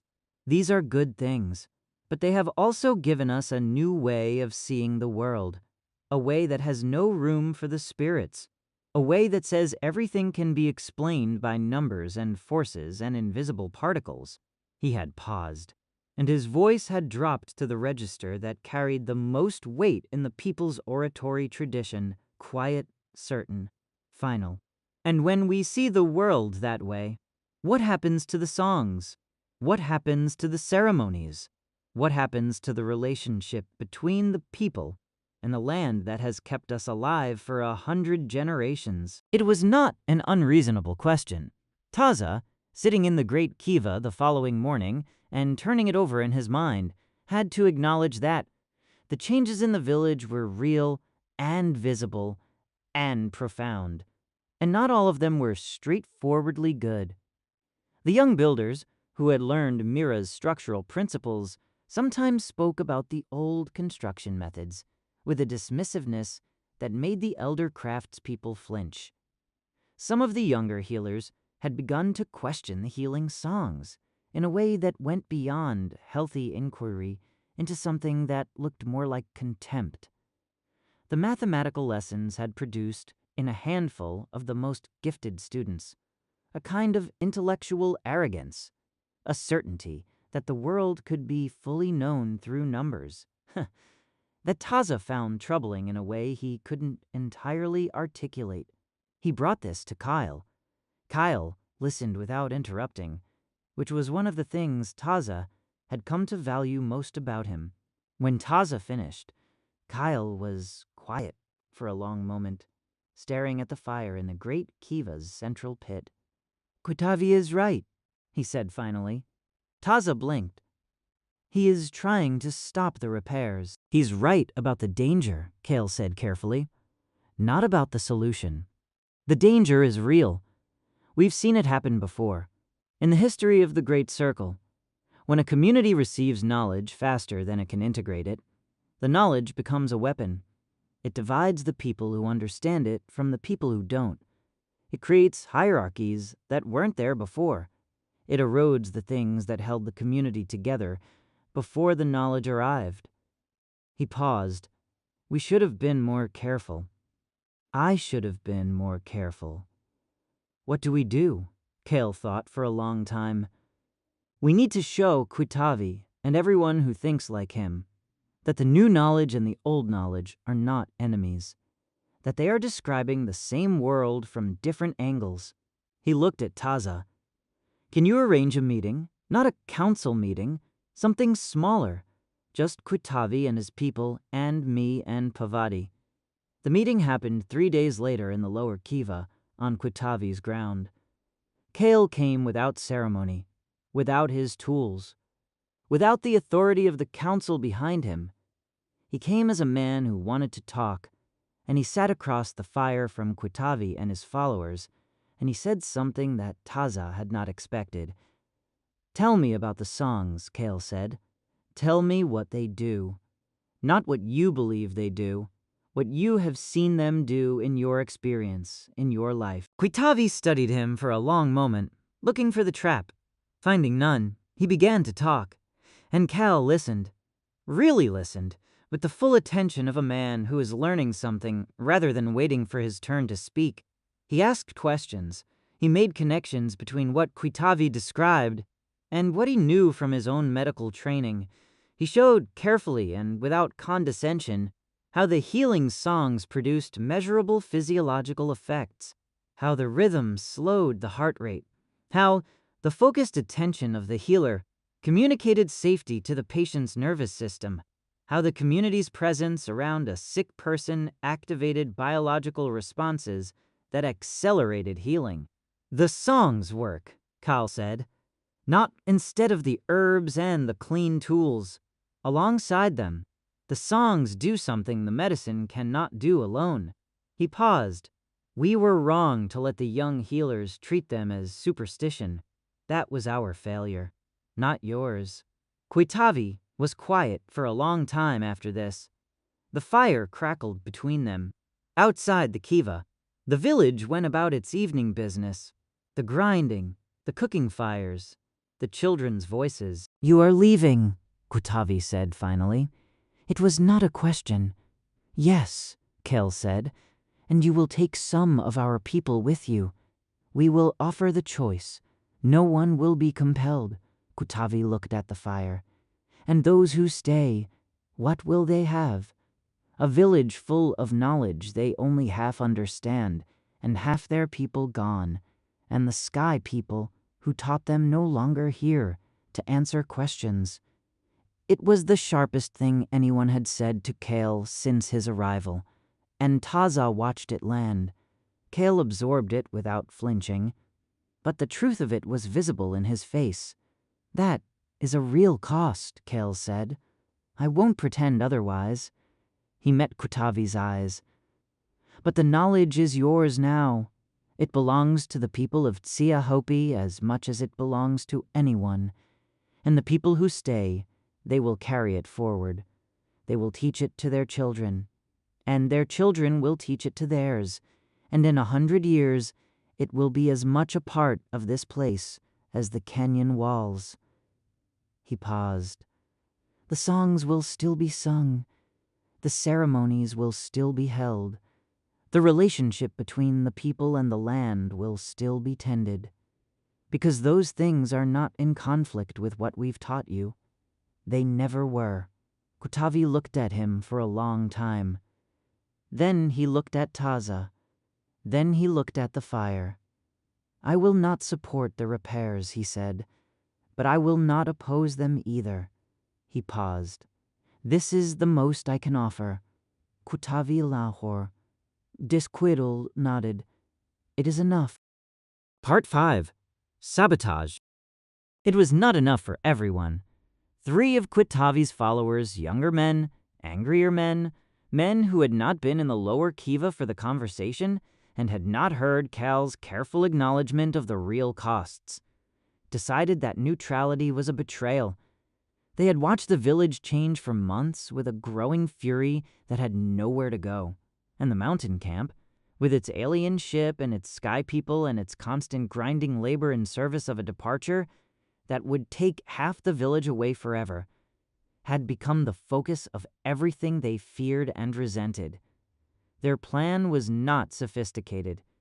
It did not need to be. On a night in the 4th month of the repair work, when the mountain camp was at its quietest, the workers asleep, the signal fires banked to coals, the stars hard and cold above the summit, 3 figures climbed the mountain in darkness and entered the crater. They carried fire. Taza was not asleep. He had developed, over the months of the repair work, the habit of light sleeping that came to anyone responsible for the safety of a large operation in a remote location. A constant, low-level alertness that kept one part of his mind always listening even when the rest of him was resting. He heard the sound of displaced rock on the crater rim and was on his feet before he was fully awake, his hand finding his knife in the darkness with the automatic precision of long practice. He saw the figures by the light of the torches they carried, 3 men moving toward the ship with the quick, purposeful stride of people who have committed to an action and are past the point of reconsidering it. He recognized 2 of them. Young men, farmers' sons, men he had known since childhood. "Stop," he said. They did not stop. What followed was not a fight in any heroic sense. It was a desperate, undignified scramble in the darkness of the crater, with Taza trying to reach the men before they reached the ship, and the men trying to reach the ship before Taza reached them, and the torches swinging wildly and throwing lurching shadows across the vitrified crater floor. Yoki, who had also been sleeping lightly, arrived from the camp at a run and tackled the largest of the 3 men before he could throw his torch at the exposed section of the navigation workshop. The 3rd man, the youngest, barely 17, with the wide eyes of someone who has suddenly understood the full weight of what he is doing, stopped of his own accord. He stood holding his torch and looking at Taza, and the torch shook in his hand, and Taza could see in his face the exact moment when conviction became doubt and doubt became shame. "Put it out," Taza said quietly. The boy put it out. The damage was minimal. A section of the hull repair on the ship's port side had been scorched by one of the torches before Taza reached it, and the bonding compound in that section would need to be reapplied. Mira examined it the following morning with the careful, controlled expression of someone managing a strong emotional response, running her fingers over the scorched area with a gentleness that was almost maternal. "It can be fixed," she said. 2 days' work. "I'm sorry," Taza said. He felt the failure of it personally. The failure of his watch, the failure of his community, the failure of the bridge he had been trying to build between the old world and the new one. Mira looked at him. "Don't be sorry," she said. "Be glad it wasn't worse." She paused. "And be glad you were awake." The 3 men were brought before the council. Quitavi attended the hearing and sat through it in silence, his broad face unreadable. The punishment was determined by the clan mothers, a period of exclusion from the communal work, followed by a formal reconciliation ceremony that required the men to make restitution to the village for the labor lost to the repair of the damage they had caused. It was not a harsh punishment, but the clan mothers understood, as they always did, that the purpose of punishment was not retribution, the restoration, the reweaving of the social fabric that had been torn. The 3 men accepted it without protest, and the youngest of them, the boy who had stopped of his own accord, became in the following months one of the most dedicated workers on the mountain, as if he was trying to replace what he had nearly destroyed with something better. Quitavi came to Taza the day after the hearing. They stood together on the canyon rim in the early morning, looking northeast toward the mountain. "I did not know they would do this," Quitavi said. "I know," Taza said. "I should have spoken more carefully. My anger," he stopped. "My anger was not wrong, but I let it speak too loudly, and young men heard it and made it into something I did not intend." Taza looked at him. "Then speak again," he said. "Speak what you actually mean, not what your anger means. The village needs to hear both." Quitavi was quiet for a moment. Then he nodded, once, with the slow deliberateness of a man accepting a responsibility he had been avoiding. He spoke to the village that evening, in the plaza, without ceremony or preparation. He spoke about his fears, the real ones, the ones beneath the anger. And he spoke about the conversation in the lower kiva, and what Kale had said about the songs and why he had decided on neutrality rather than opposition. He spoke about the three young men and what their action had cost the community, and he spoke about the difference between protecting what you love and destroying what you fear. It was the best speech Taza had ever heard him give. It was the most honest thing he had ever heard anyone say in the plaza. When it was over, the village was quiet for a long moment. Then Sihu, the eldest clan mother, stood and said, "This is what it means to be the people of Tsiya Hopi. We argue, we fear, we make mistakes, and then we speak the truth and begin again." Part 6. The Ship Awakens. The final phase of the repairs began in the 5th month and proceeded with a focused, almost ceremonial intensity that felt to Taza like the approach of something enormous, a storm, a birth, a death, something that changed the shape of the world simply by arriving.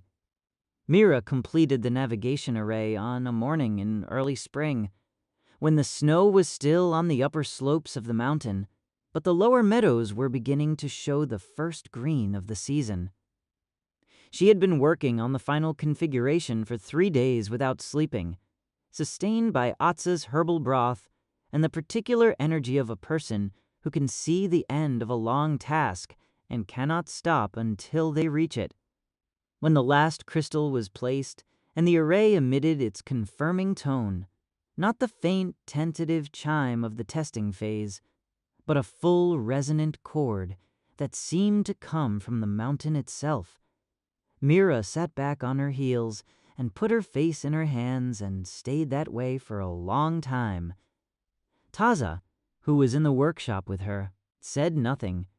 He understood that some moments required silence. The propulsion system was the last and most complex repair, and it required all 3 astronauts working simultaneously in the ship's engine chamber, a space that smelled of ozone and something sweet and chemical that had no name in the people's language. Kale directed the installation of the processed minerals with the precise, unhurried focus of a surgeon. Mira calibrated the energy flow between the components using instruments from her suit's toolkit that she had been conserving for exactly this purpose. Jax monitored the system's vital signs, the pressures and temperatures and electrical charges that indicated whether the drive was accepting the repair or rejecting it. The village workers were not permitted in the engine chamber during this phase. They waited outside the ship, in the crater, in a silence that was different from the silence of the mountain's usual stillness. It was the silence of people who understand that something irreversible is happening nearby and are holding their breath against the possibility of failure. Taza stood at the crater rim and watched the ship.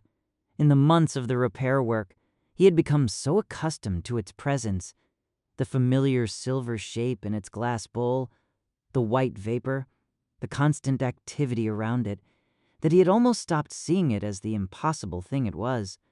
Now, in the stillness of the waiting, he saw it again with the eyes of the man who had first looked down into this crater and felt the world shift beneath his feet.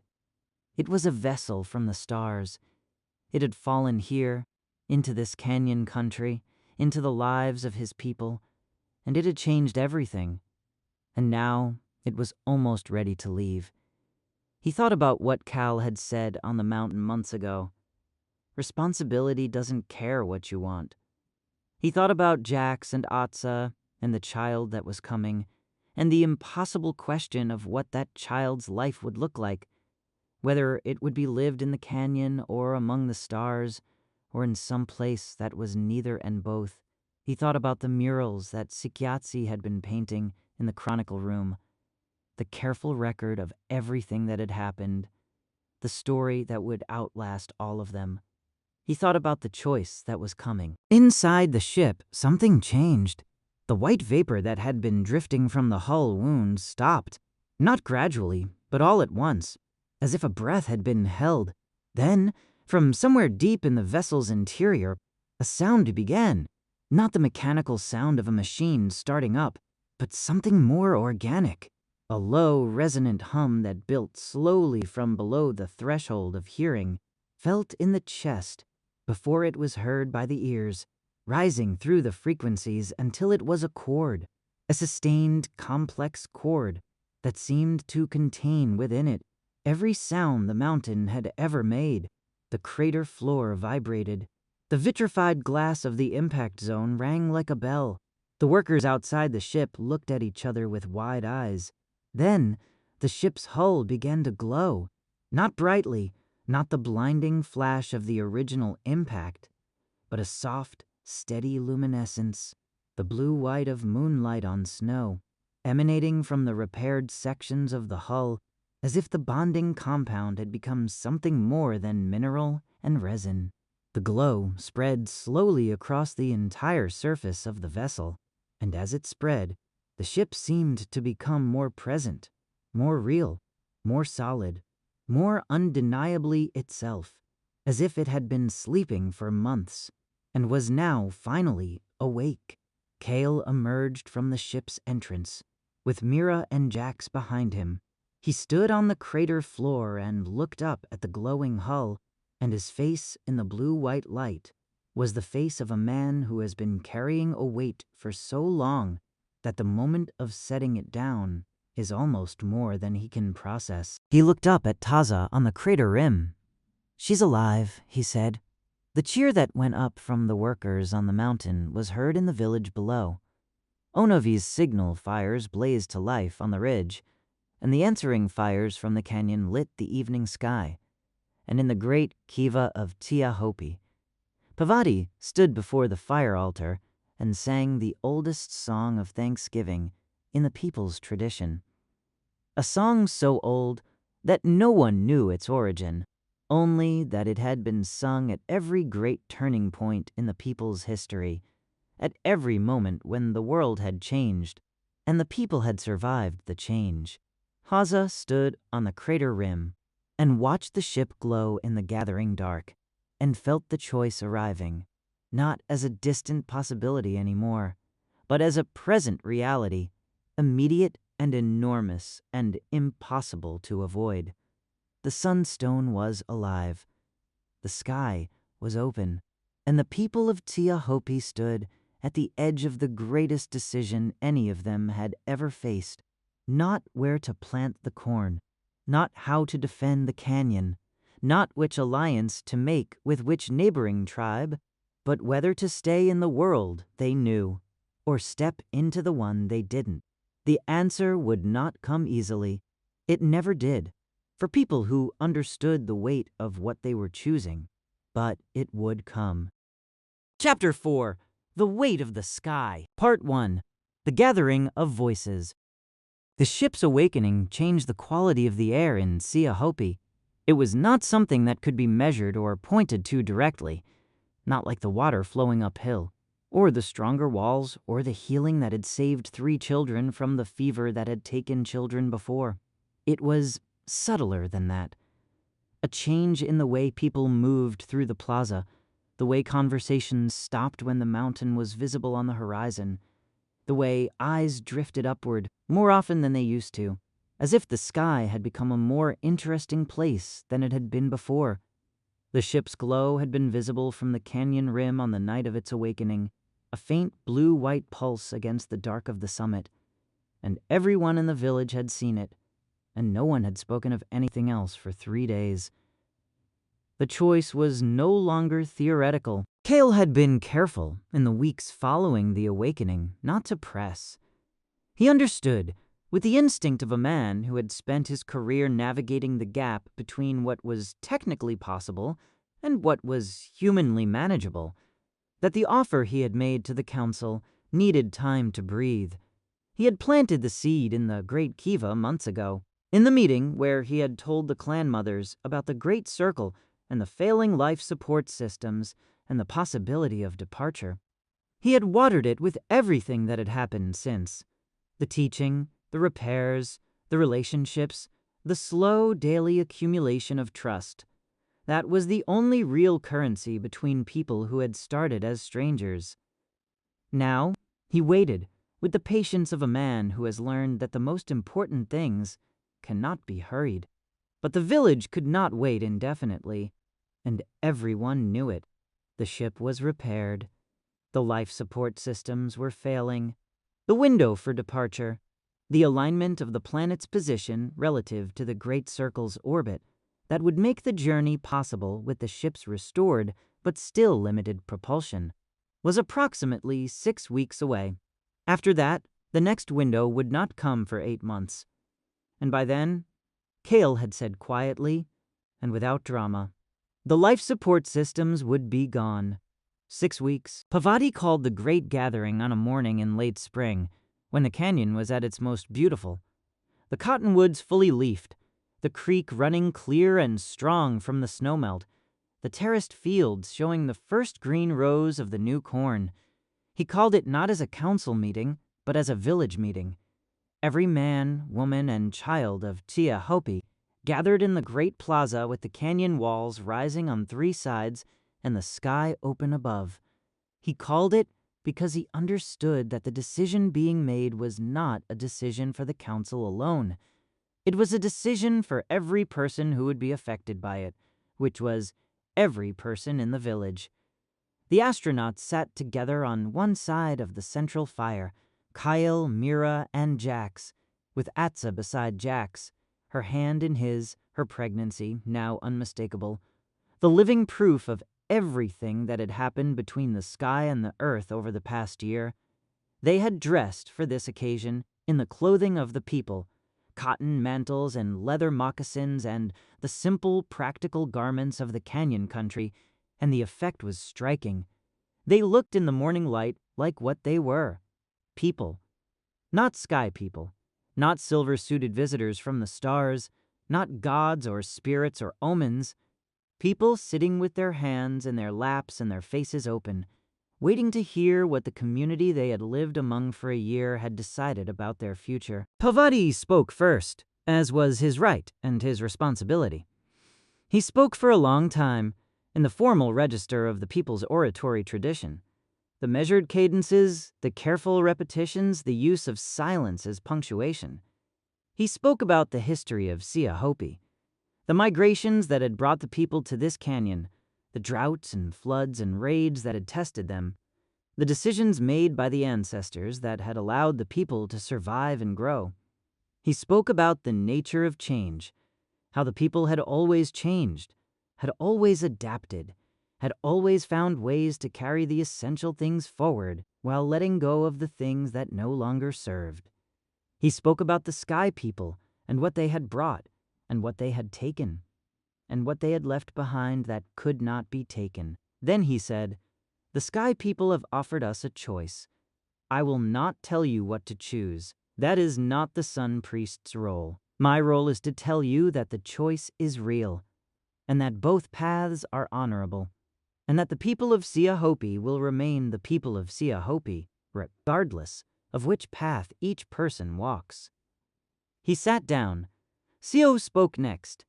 The eldest clan mother rose with the careful deliberateness of a woman whose body had become a negotiation between will and age, and she stood in the center of the plaza and looked around at the gathered faces.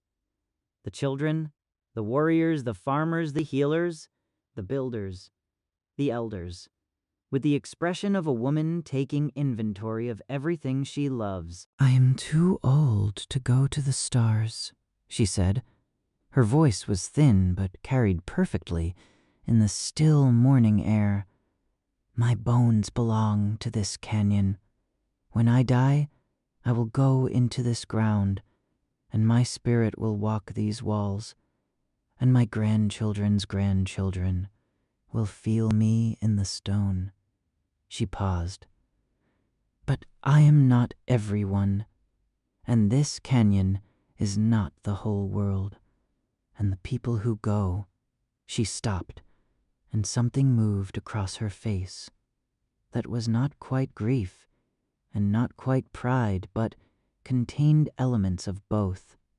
"The people who go will carry Tsiya Hopi with them, in their blood, in their memory, in the songs they will sing in the dark between the stars.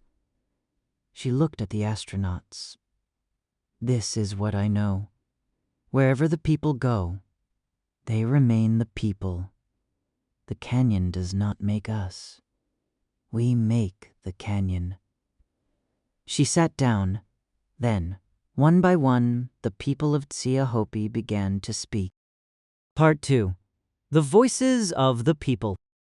Anovi spoke as a warrior and a pragmatist. He stood with his arms crossed and his feet planted, and his voice carrying the flat, unadorned authority of a man who has spent his life making decisions that other people's lives depended on. I have thought about this for months, he said. I have thought about it the way I think about a raid. What do we gain? What do we lose? What is the cost of action and the cost of inaction? And here is what I have concluded. He paused, looking at the mountain on the horizon. The sky people have shown us that the world is larger than we knew, much larger. And in my experience, when you discover that the world is larger than you knew, you have two choices. You can be afraid of the size, or you can be curious about it. He looked at the gathered faces. I have been afraid of many things in my life. I have never found it useful. He looked at Kale. I will go. A murmur moved through the crowd. Anovi's decision carried weight, not just because of his authority, but because of what it signaled. The war chief of Tsiya Hopi, the man responsible for the physical safety of the community, had decided that the greater safety lay in the stars. Hovi, the young builder who had become Mira's most skilled hull repair apprentice, spoke next. She was 22 years old, with the calloused hands and the direct gaze of a craftsperson who has found her vocation and is not interested in anything that takes her away from it. She spoke briefly and without ceremony. Mira showed me how to think about structures, she said, not just how to build them, how to think about them, how to understand why they stand and why they fall. I have been thinking about this for months, and I have concluded that the most interesting structures I will ever build are the ones I cannot yet imagine. She looked at Mira. I want to see what you build on the Great Circle. I want to build it with you. She paused. I will go. An elder farmer named Tua spoke against going, and he spoke with a quiet dignity that commanded the same respect as Hanovi's declaration. He was 60 years old, with hands that had worked this soil for 40 years, and he spoke about the corn, not as a metaphor, but literally, specifically, with the detailed knowledge of a man who had spent his life in intimate relationship with a particular piece of ground. This soil knows me, he said. I know this soil. I know where the water runs deep and where it runs shallow. I know which terraces catch the morning sun and which catch the afternoon. I know the smell of this ground before rain and after rain, and in the dry months when it cracks, and in the wet months when it breathes. He looked at his hands. I cannot take this knowledge to the stars. It belongs here, and I belong with it. He looked up at the gathered faces. I will stay, and I will teach everything I know to the children who stay with me, so that this ground is never forgotten. A young man named Sivu, one of Pavati's mathematical students, the one who had derived the astronomical relationship independently, spoke with the barely contained excitement of someone who has been waiting for permission to say something for a very long time. The mathematics of the stars, he said, and his voice cracked slightly, with the effort of keeping it steady.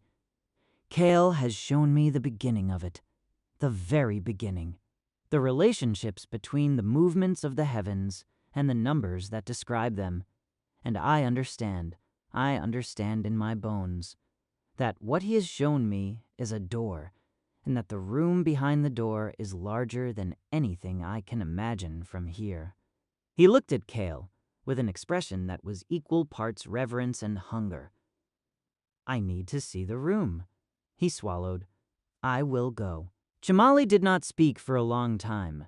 She sat near the fire with her hands folded in her lap and her amber hawk eyes moving from face to face as the others spoke.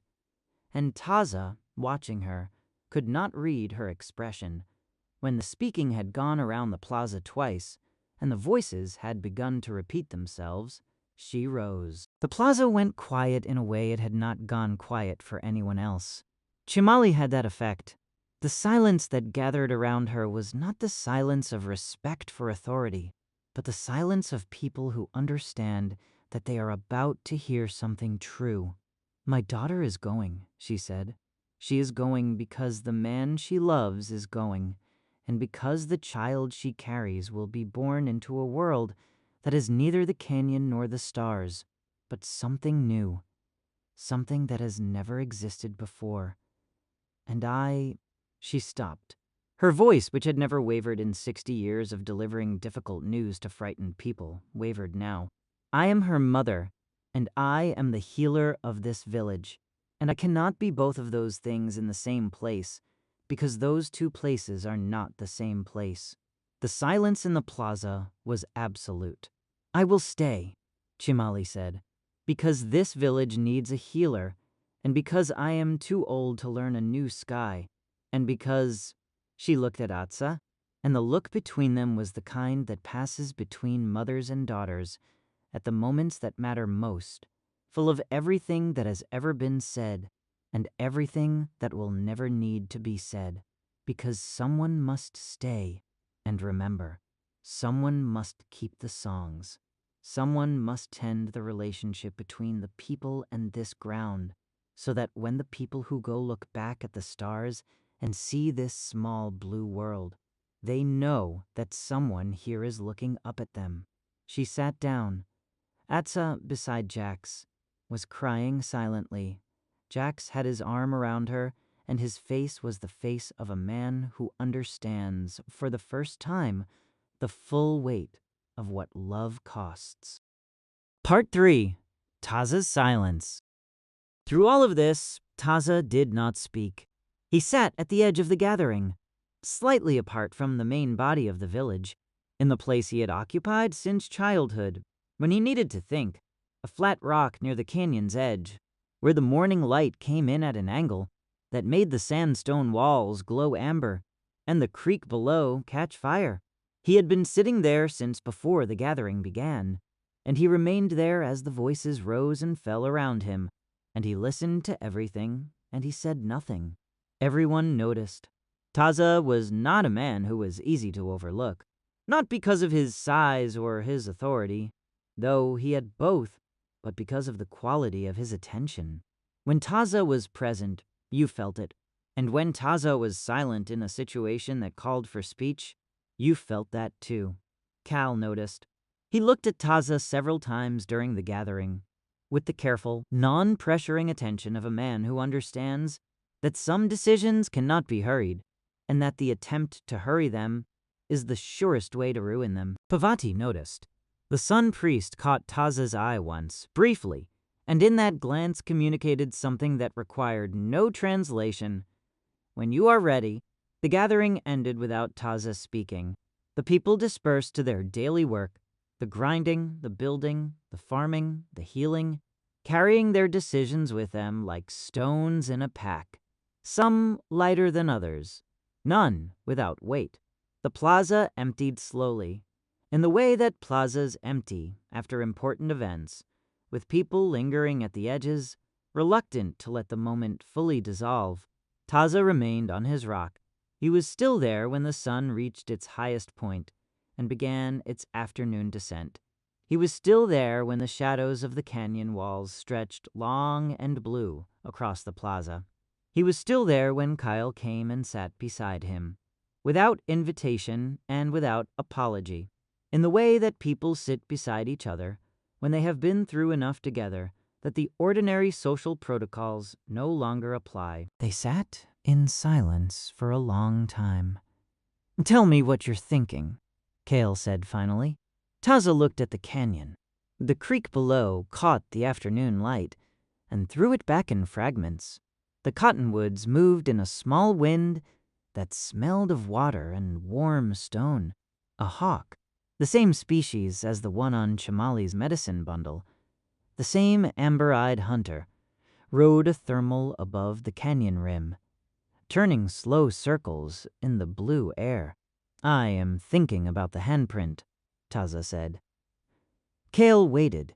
"In my room," Taza said, "on the ceiling, a child's handprint pressed into the plaster before it dried. 5 fingers reaching up." He paused. "I have looked at it every morning of my life. I never knew whose hand it was. I never knew what they were reaching for." He was quiet for a moment.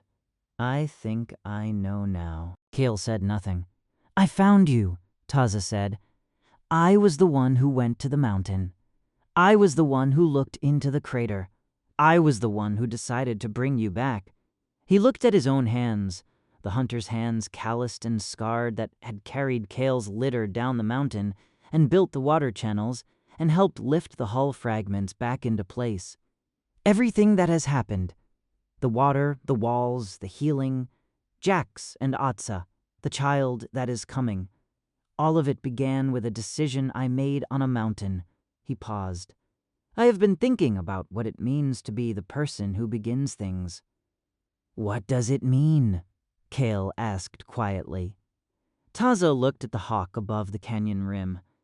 It had stopped circling and was hanging motionless in the thermal, suspended between the earth and the sky, with the effortless precision of a creature that has mastered the exact point of balance between 2 worlds. "It means you are responsible for what you begin," Taza said. "Not just the good parts. All of it." He paused. Kutavi's anger. The 3 young men on the mountain. Jamali staying behind while her daughter goes to the stars. The village that will be different after this, in ways we cannot predict, some of them good and some of them not. He looked at Kale. "I began all of that when I looked into the crater and decided to bring you back." "Do you regret it?" Kale asked. The question hung in the air between them. The hawk above the canyon rim folded its wings and dropped. A controlled, precise fall toward something invisible below. A commitment made in an instant and executed without hesitation. "No," Taza said, "but I understand it now in a way I didn't then." He watched the hawk disappear below the canyon rim. "When I went to the mountain, I was looking for something. I didn't know what. I told myself I was following the light, following the sound, following the hunter's instinct, but I think—" Lee stopped. "I think I was looking for the room behind the door. The way Sivu said, I just didn't have the words for it yet." Kale nodded slowly. "I will go," Taza said. He said it quietly, without ceremony, in the same tone he might have used to say, "I will take the North Trail," or "I will carry the water." A simple statement of intention, stripped of drama, carrying all its weight in the plainness of its delivery. Kale closed his eyes briefly. When he opened them, the grief and wonder expression was there, but the grief was smaller than it had been, and the wonder was larger. "I'm glad," he said. "Don't be glad yet," Taza said. "I have conditions." Kale almost smiled. "Of course you do. The knowledge we have learned, all of it, must be written down before we leave. Not just Sikiatzi's drawings. Written in a form that can be taught to children who were not here to see it. The water systems, the building techniques, the medical practices, the mathematics, everything." He paused. "The people who stay must not be left with half a gift. They must have the whole thing." "Agreed," Kyle said immediately. "And the Chronicle Room. Sikiatzi's murals must be completed, the full story from the beginning to the departure, so that anyone who comes after, anyone who finds this place in 100 years or 1,000 years, will know what happened here. Agreed. And, Kyoza paused, and you will tell me everything about the Great Circle. Everything. Not the version you tell to people you're trying to reassure. The real version. The difficulties. The conflicts. The things that are broken and haven't been fixed. I am not going to a paradise. I am going to a place where people live, and people are the same everywhere, and I want to know what I am actually walking into. Kyle looked at him for a long moment, then he nodded with the expression of a man who has been waiting for someone to ask exactly this question. That, he said, will take more than one conversation. We have 6 weeks, Taza said. Part 4. The Writing of the World. The 6 weeks before departure became the most intense period of knowledge transfer in the history of Tsiya Hopi, a concentrated, urgent, joyful labor of documentation that drew in nearly every person in the village, regardless of whether they were going or staying. Taza's condition had crystallized something that had been implicit in the situation for months, but had not yet been made explicit. The knowledge the astronauts had brought was not theirs to take back. It belonged to the people now, and the people who were staying deserved to have it in a form they could use and teach and build upon without the sky people present to answer questions. Mira organized the technical documentation with the same systematic thoroughness she brought to everything. She worked with the builders and the farmers and the healers, going through each technique and principle in detail, dictating to a team of scribes, young people with good hands and quick minds who had been learning the pictographic writing system that Tsiya had been developing for months, a system that combined the people's existing symbolic notation with new elements borrowed from the astronauts' own written language. The result was not a perfect system. No writing system is perfect in its first generation, but it was functional, and it was theirs, and it could be taught. The water system documentation filled 3 large sandstone tablets. The structural principles filled 5. The medical practices, Jax's contribution, written in collaboration with Chamali and Atza, filled 7 and were the most complex because they had to capture not just the techniques but the philosophy behind them. The integration of physical and spiritual healing that had emerged from the collaboration between Jax's training and Chamali's tradition. Kale documented the mathematics. This was the hardest task, because mathematics is the most abstract of the knowledge forms, the most dependent on a shared conceptual framework that cannot simply be described, but must be built, step by step, from the ground up. He worked with Pavati and Sivu and 3 other students, and they worked backward from what the students already understood, identifying the conceptual foundations and making them explicit, building a curriculum that could be taught to children who had never met a sky person and would have no context for the knowledge, except the knowledge itself. This is the most important thing we're leaving behind, Kale told Taza one evening, looking at the growing stack of tablets. Not the water system, not the building techniques. This, the way of thinking, the understanding that the world can be known, that its patterns can be described, that description leads to prediction, and prediction leads to... He stopped, searching for the right word. Power? Taza offered. Understanding, Kale said, which is a kind of power, but not the dangerous kind. The kind that makes you more humble, not less. Because the more you understand, the more you realize how much there is to understand. Tsiya worked on the chronicle room with a focused, almost desperate intensity, as if he understood that the murals he was painting were the most important work of his life, and that the time available to complete them was finite and shrinking. He had been working on the room for months, but the final panels, the arrival of the sky people, the year of teaching and building, the repair of the ship, the gathering in the plaza, required a quality of attention and a density of detail that pushed his skills to their absolute limit. Taza sat with him often in the evenings, after the day's documentation work was done, watching the murals take shape in the lamplight. Tsiya worked in silence, his charcoal and his pigments and his bone brushes, moving across the plaster with the sure, unhurried strokes of a man who has been preparing for this his entire life without knowing it. The final panel was the one Taza watched most carefully. It showed the departure, the ship rising from the crater, the village below, the people who were going and the people who were staying, the canyon and the mesa and the sky. Tsiya had not yet painted the faces of the people in the departing group, and Taza understood why. He was waiting until the last possible moment, when the group was finally determined, so that the faces would be accurate. "How do you decide what to include?" Taza asked him one evening. Tsiya considered this for a long time, his brush suspended above the plaster. "I include what I would want to know," he said finally. "If I were a stranger who found this room in 1,000 years and had no other way of knowing what happened here." He paused. "I include the things that explain why. Not just what happened, but why it happened. Why you went to the mountain, why Kale told the truth to the council, why Jax and Atsa." He smiled slightly. "Why Kimali is staying." "And the things that went wrong?" Taza asked.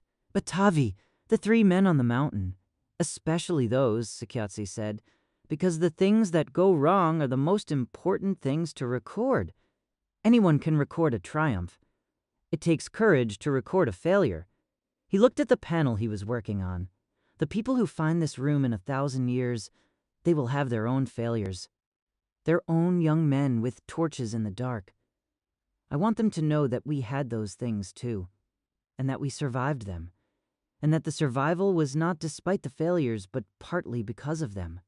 Taza looked at the murals, the full sweep of them, from the first panel showing the daily life of the village before the event, through the arrival and the teaching and the building and the conflict and the resolution, to the unfinished final panel with its empty faces waiting to be filled. "You should come with us," he said. Tsiya shook his head without hesitation. "My work is here," he said. "These walls are my work. The children I will teach to read them are my work."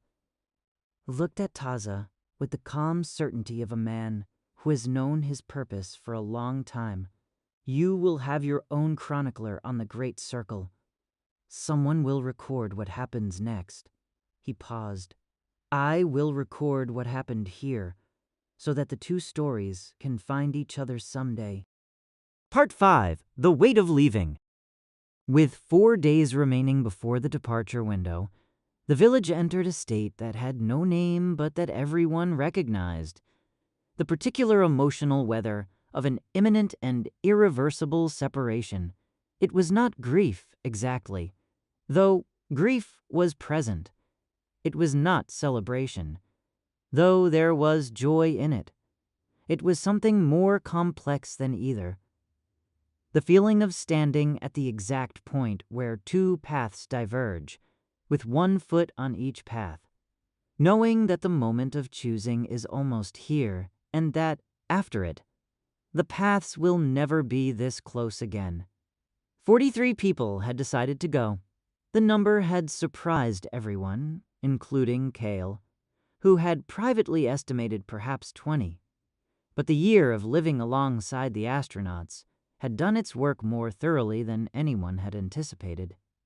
And the people who were going were not, for the most part, the young and the restless and the adventurous, though there were those among them. They were also farmers who had learned Mira's structural principles and wanted to build things that had never been built. Healers who had learned Jax's medicine and wanted to learn more. Students of Kale's mathematics who had glimpsed the room behind the door and could not stop thinking about what was in it. Parents who were going because their children were going. Children who were going because their parents were going. And Onavi, who was going because he had decided that the greater safety lay in the stars, and who had spent the past 6 weeks organizing the logistics of the departure with the same meticulous attention he gave to the defense of the cliff dwelling 112 people had decided to stay. They were not the lesser group. Taza wanted to be clear about this in his own mind and in the conversations he had with both groups in the final days. The people who were staying were not the ones who lacked courage or vision or curiosity. They were the ones whose courage and vision and curiosity were rooted in this specific ground, this specific sky, this specific relationship between the people and the canyon that had sustained them for generations. Tua and his knowledge of the soil, Kamali and her songs, Quitavi, who had found his way to a kind of peace with what had happened and was already thinking about how to integrate the new knowledge with the old ceremonies in a way that honored both. Sikiatsi with his murals and his writing system and his determination to record everything. The village was not being divided. It was being extended. Taza told himself this often in the final days, and he believed it, and it helped, and it was not enough. The hardest conversation was with Kamali. He found her in the healer's kiva on the evening of the third to last day, sitting alone by the fire with her medicine bundle in her lap, her amber hawk eyes looking at something that was not in the room. He sat beside her without speaking, and they remained that way for a long time, in the comfortable silence of two people who have known each other long enough that silence is a form of conversation. "She will be all right," Shamali said finally. "She was talking about Atsa." "Yes," Taza said. "The child will be born healthy." She said this with the certainty of a healer who has assessed the situation and reached a conclusion, not the hope of a grandmother who wants it to be true. Jax will be a good father. He is stubborn and honest, and those are the most important qualities. You told him that. I tell everyone that. It is always true. She paused. He will take care of her. He will, Taza said. And she will take care of him. She is her mother's daughter.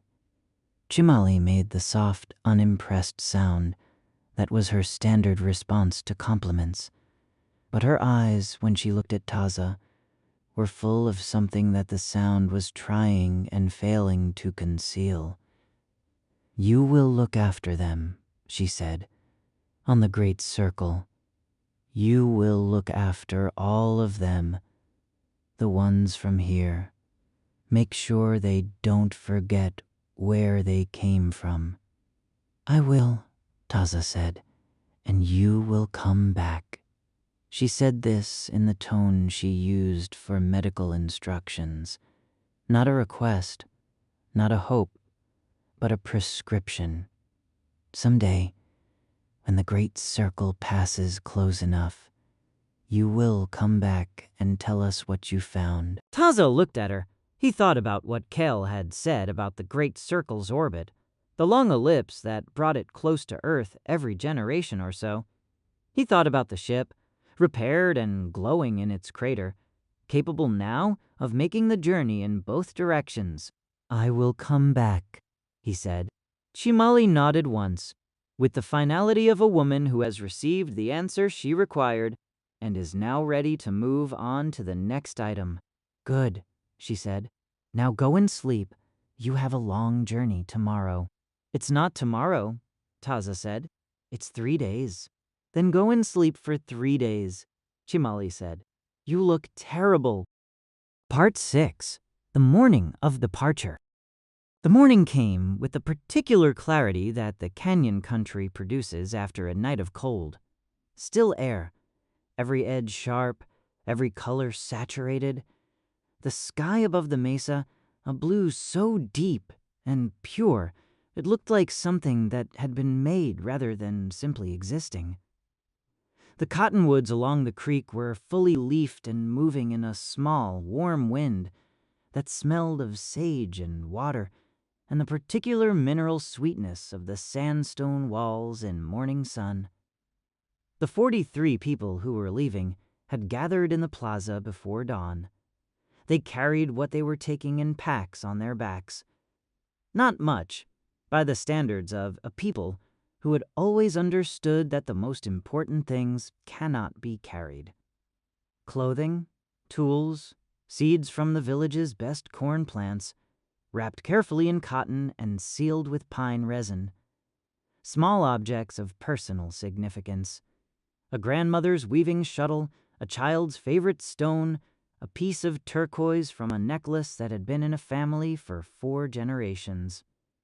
Tsiya had given each of the departing people a small sandstone tablet inscribed with a miniature version of the Chronicle Room's key panel, the one that showed the village and the canyon and the sky, so that they would always have an image of where they had come from. The people who were staying had come to see them off.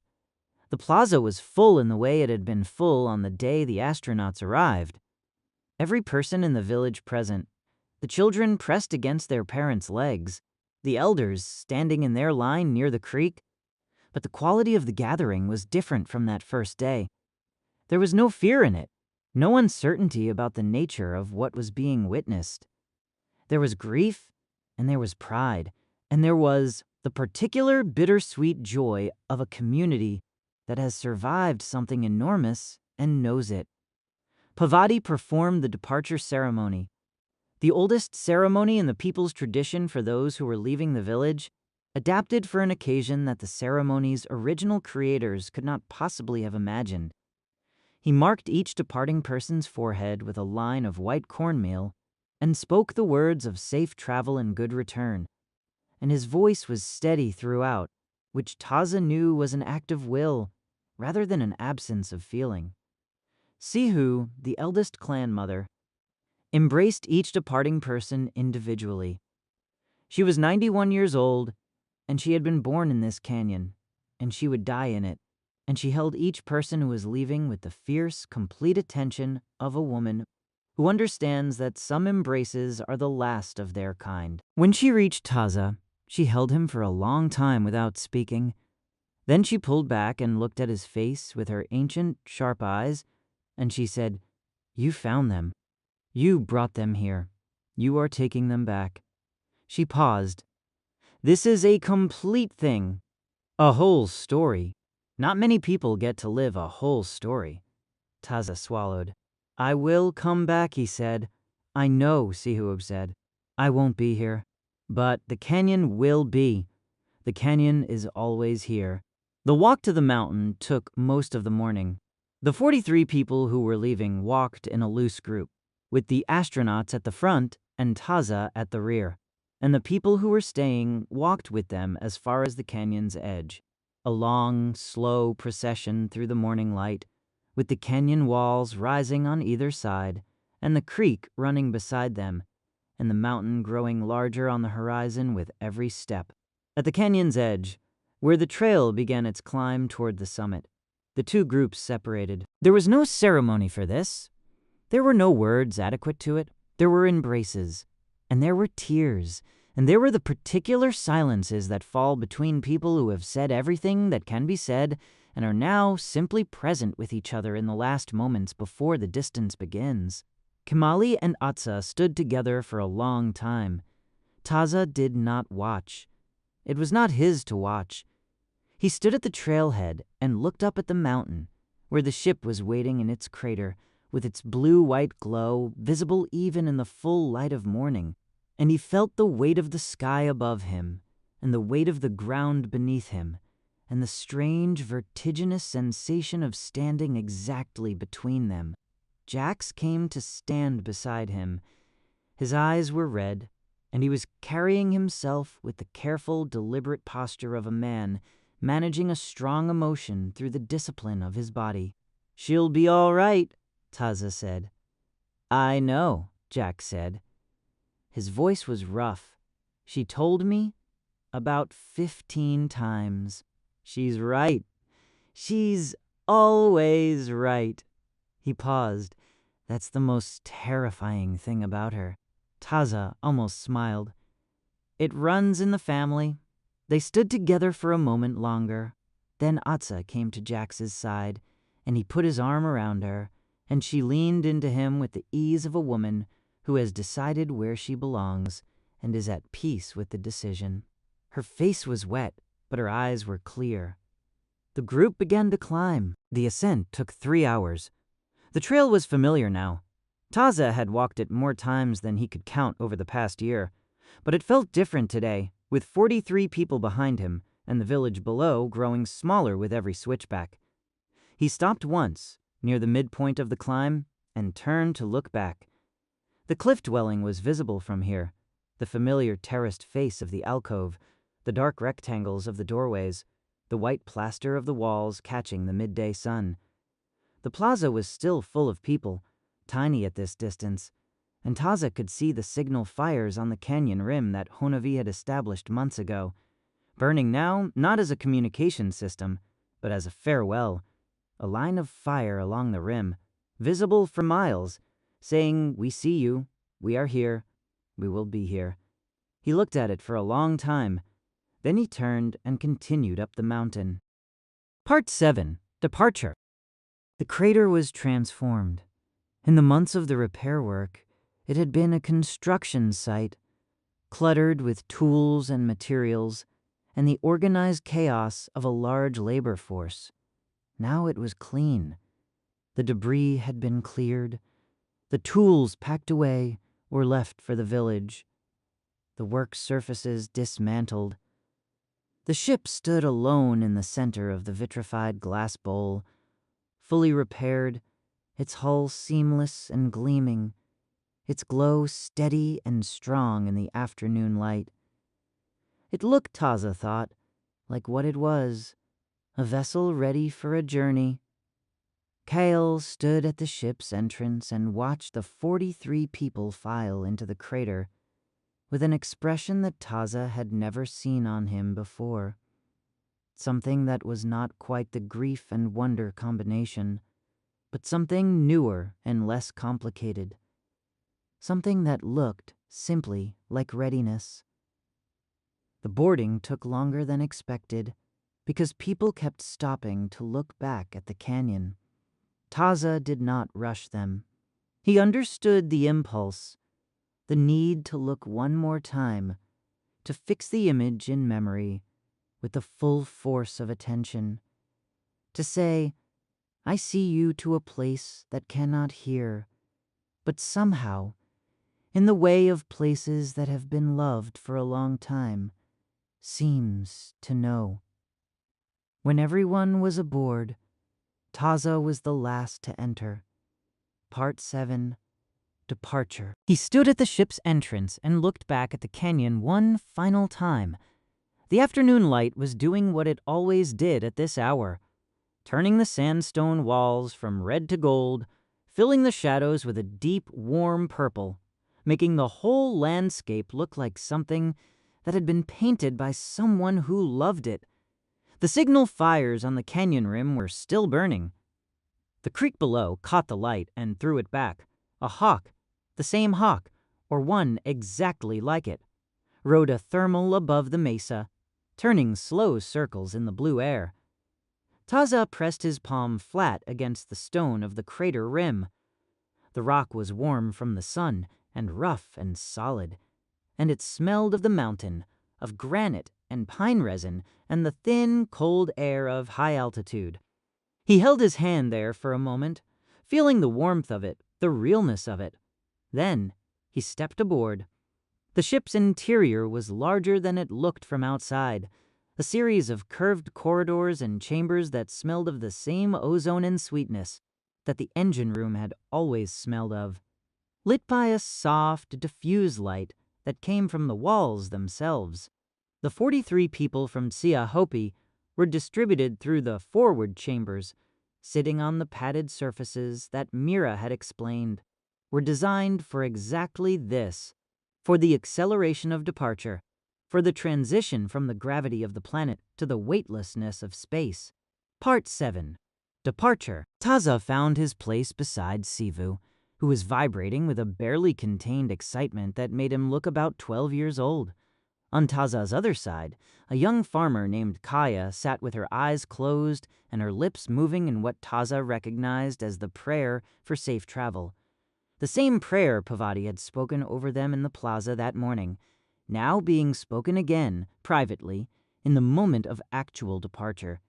Kale's voice came from somewhere forward, calm and clear. "We are ready. The window opens in approximately 1 hour.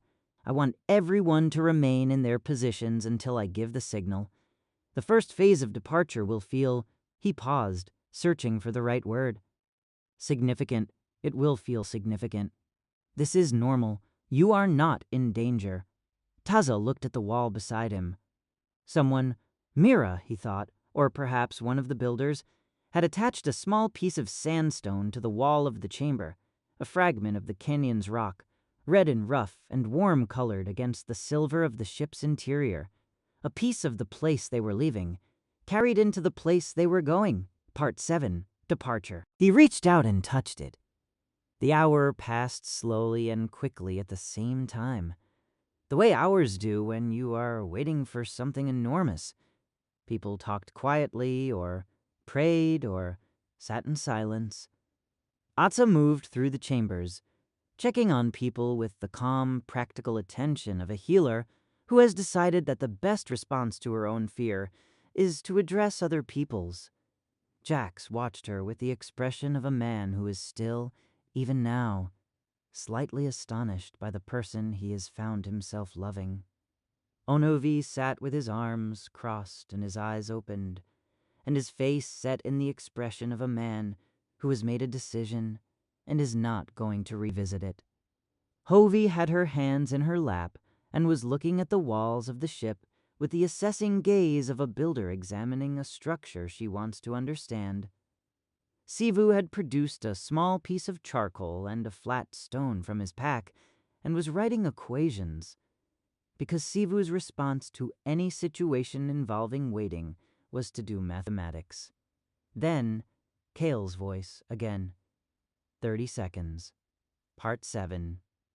Departure. Taza looked at the piece of sandstone on the wall.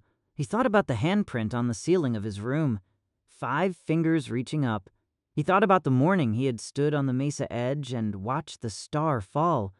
He thought about looking into the crater and seeing the silver shape in the glass bowl and feeling the world shift beneath his feet. He thought about Chamali saying, "I will not be here, but the canyon will be. The canyon is always here." He thought about Sihu saying, "Well, you found them, you brought them here, you are taking them back. This is a complete thing." 10 seconds, Kal said. Taza closed his eyes. He felt the ship change around him, a deepening of the hum that had been present since the awakening, building through the frequencies felt in the chest and the bones and the back of the teeth. The walls began to glow more brightly. The air in the chamber seemed to thicken, to become more present, as if the ship was gathering itself. "Now," Kal said. The world pressed down. Part 7. Departure. It was not painful. Not exactly. It was the feeling of weight, of gravity asserting itself with sudden, emphatic force, pressing Taza back into his seat with a pressure that was not quite crushing, but was absolutely insistent. He heard, from somewhere in the chambers around him, a collective intake of breath. 43 people experiencing the same thing simultaneously. The body's instinctive response to a force it has never felt before. Then, through the pressure, through the hum that had become a roar, through the light that was now filling the chamber with a blue-white brilliance that turned everything to shadow and outline. Through all of it, Taza felt something else. Movement. Not the movement of walking or running or riding a horse down a canyon trail. Not the movement of water in a channel or wind across a mesa. Something different. Something that had no name in the people's language because the people had never moved this way before. A movement that was not through the world, but away from it. A separation that was happening at a speed and in a direction that the body had no framework for understanding. He opened his eyes, and Part 7. Departure! The wall beside him was transparent now. Or had become transparent, or had always been transparent, and he was only now seeing it. Through it, he could see the mountain falling away below him, the crater shrinking, the slopes of the Sleeping Ute, The dark green of the pine forest, the pale gold of the high meadows, the canyon, his canyon, opening below like a wound in the earth, the creek a silver thread, the cliff dwelling a tiny, perfect thing clinging to the canyon wall, its white plaster walls catching the afternoon sun. The signal fires on the canyon rim were still burning. He could see them from here, tiny points of orange light against the gold and red of the sandstone, a line of fire along the rim that said, "We see you. We are here. We will be here." He watched them until the canyon was too small to see the fires individually, and then until the canyon itself was too small to see, and then until the mesa was a feature in a landscape, and the landscape was a region, and the region was a pattern of color and shadow on the surface of a world that was growing smaller and more beautiful with every second. He had never seen it from above before. He had never understood until this moment what it looked like, the whole of it, the canyon country, the red rock and the green river valleys and the dark mountains and the pale desert, stretching in every direction to the horizon. It was more beautiful than he had words for. It was more beautiful than he had imagined it could be, and he had spent his entire life inside it, loving it with the intimate, detailed love of a person who knows every trail and every water source and every seasonal change in the light. From here, he could see the shape of it. From here, he could see that it was one thing, not a collection of canyons and mesas and rivers and mountains, but one thing, one coherent, breathing, living thing, shaped by forces that had been working on it for longer than the people had existed, longer than any story the people told about the beginning of the world. He pressed his palm flat against the transparent wall. Below him, the world turned slowly in the light of the sun, blue and brown and green and white, impossibly beautiful, impossibly small, impossibly itself. The canyon was always here, and now, for the first time, he could see it. The ship climbed through the blue of the atmosphere into the black of the sky, carrying 43 people from the canyon country toward a station of light and metal spinning in the dark between worlds.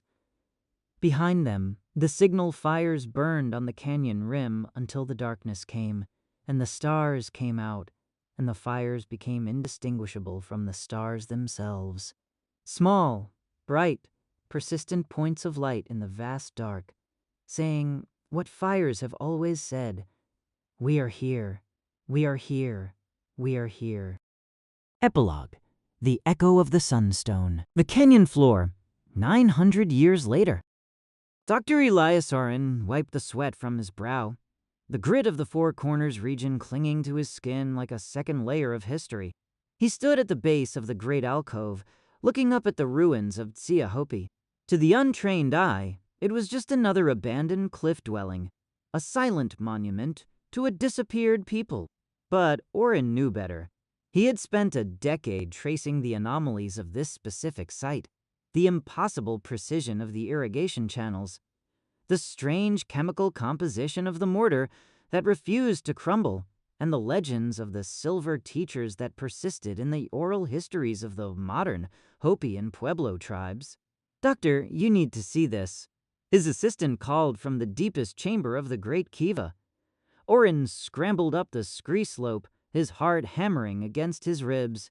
He entered the room and stopped. The beam of his flashlight cut through the darkness, illuminating the murals Sakyatsi had finished in the final hours of a forgotten age. The colors were as vibrant as if they had been painted yesterday. He saw the falling star. He saw the silver ship in its glass-walled crater. He saw the figures, some in the woven cotton of the Anasazi, others in the sleek, form-fitting suits of another world, working side by side. He saw the diagrams of the stars, the mathematical equations that shouldn't have existed for another 500 years. And the final panel, a ship rising on a pillar of light, while those on the ground held torches aloft. "They didn't disappear," Oren whispered, his voice thick with awe. "They graduated." He reached out, his fingers hovering just inches from the plaster. There, in the corner of the final mural, was a child's handprint, pressed into the wall a millennium ago. Beside it, etched in a script that combined ancient pictographs with a geometric precision that looked like computer code, was a single line. Oren had spent years learning the root languages of the Southwest. He translated it slowly, the words echoing in the silence of the kiva. "The canyon is the cradle, but the stars are the home. We will return when the great circle closes." The great circle, the present moment. High above the blue-white marble of the Earth, in the silent, sterile corridors of the orbital station known as the Great Circle, a man stood at a viewport. His skin was the color of deep canyon sandstone, his hair a shock of black tied back with a strip of faded yucca fiber, a relic passed down through 40 generations. His name was Taza, named for the ancestor who had first looked into the crater. He was a navigator, his mind trained in the complex mathematics of the stars, but his heart still beat to the rhythm of a canyon he had only seen in the digital archives. Beside him stood a woman with eyes the color of amber. She was a healer, carrying a medicine bundle that contained both nanite repair kits and dried sage, harvested from the station's hydroponic gardens. "Is it time?" she asked. Taza looked down at the planet below. They were crossing over the southwest now. Even from this height, he could see the jagged silhouette of the Sleeping Ute Mountain, a dark giant resting against the desert floor. "The orbit is decaying," Taza said, his voice a low resonance that filled the small observation deck. "The great circle is tired. It is time to go back to the ground." He reached into his tunic and pulled out a small, smooth piece of red sandstone. It was worn thin by the touch of 1,000 hands, a sacred heirloom of the Tsiya clan. He pressed it against the transparent hull of the station. "My ancestor left a handprint on a ceiling," Taza whispered. "He wanted to reach the sky. Now we reach back for the earth." Behind them, the station hummed, a deep organic vibration that had been the heartbeat of their people for 1,000 years. In the nursery, children were being prepared for the descent. They were a new people, born of the stars but made of the dust of the earth. Their DNA a tapestry of 2 worlds woven into one. Taza adjusted the controls on his console.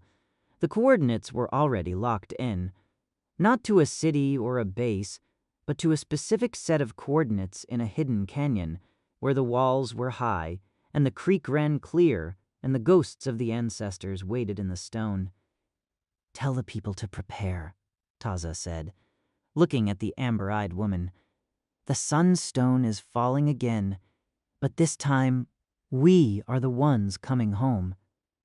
As the great circle began its slow, controlled descent, a single hawk spiraled on a thermal far below, watching the sky.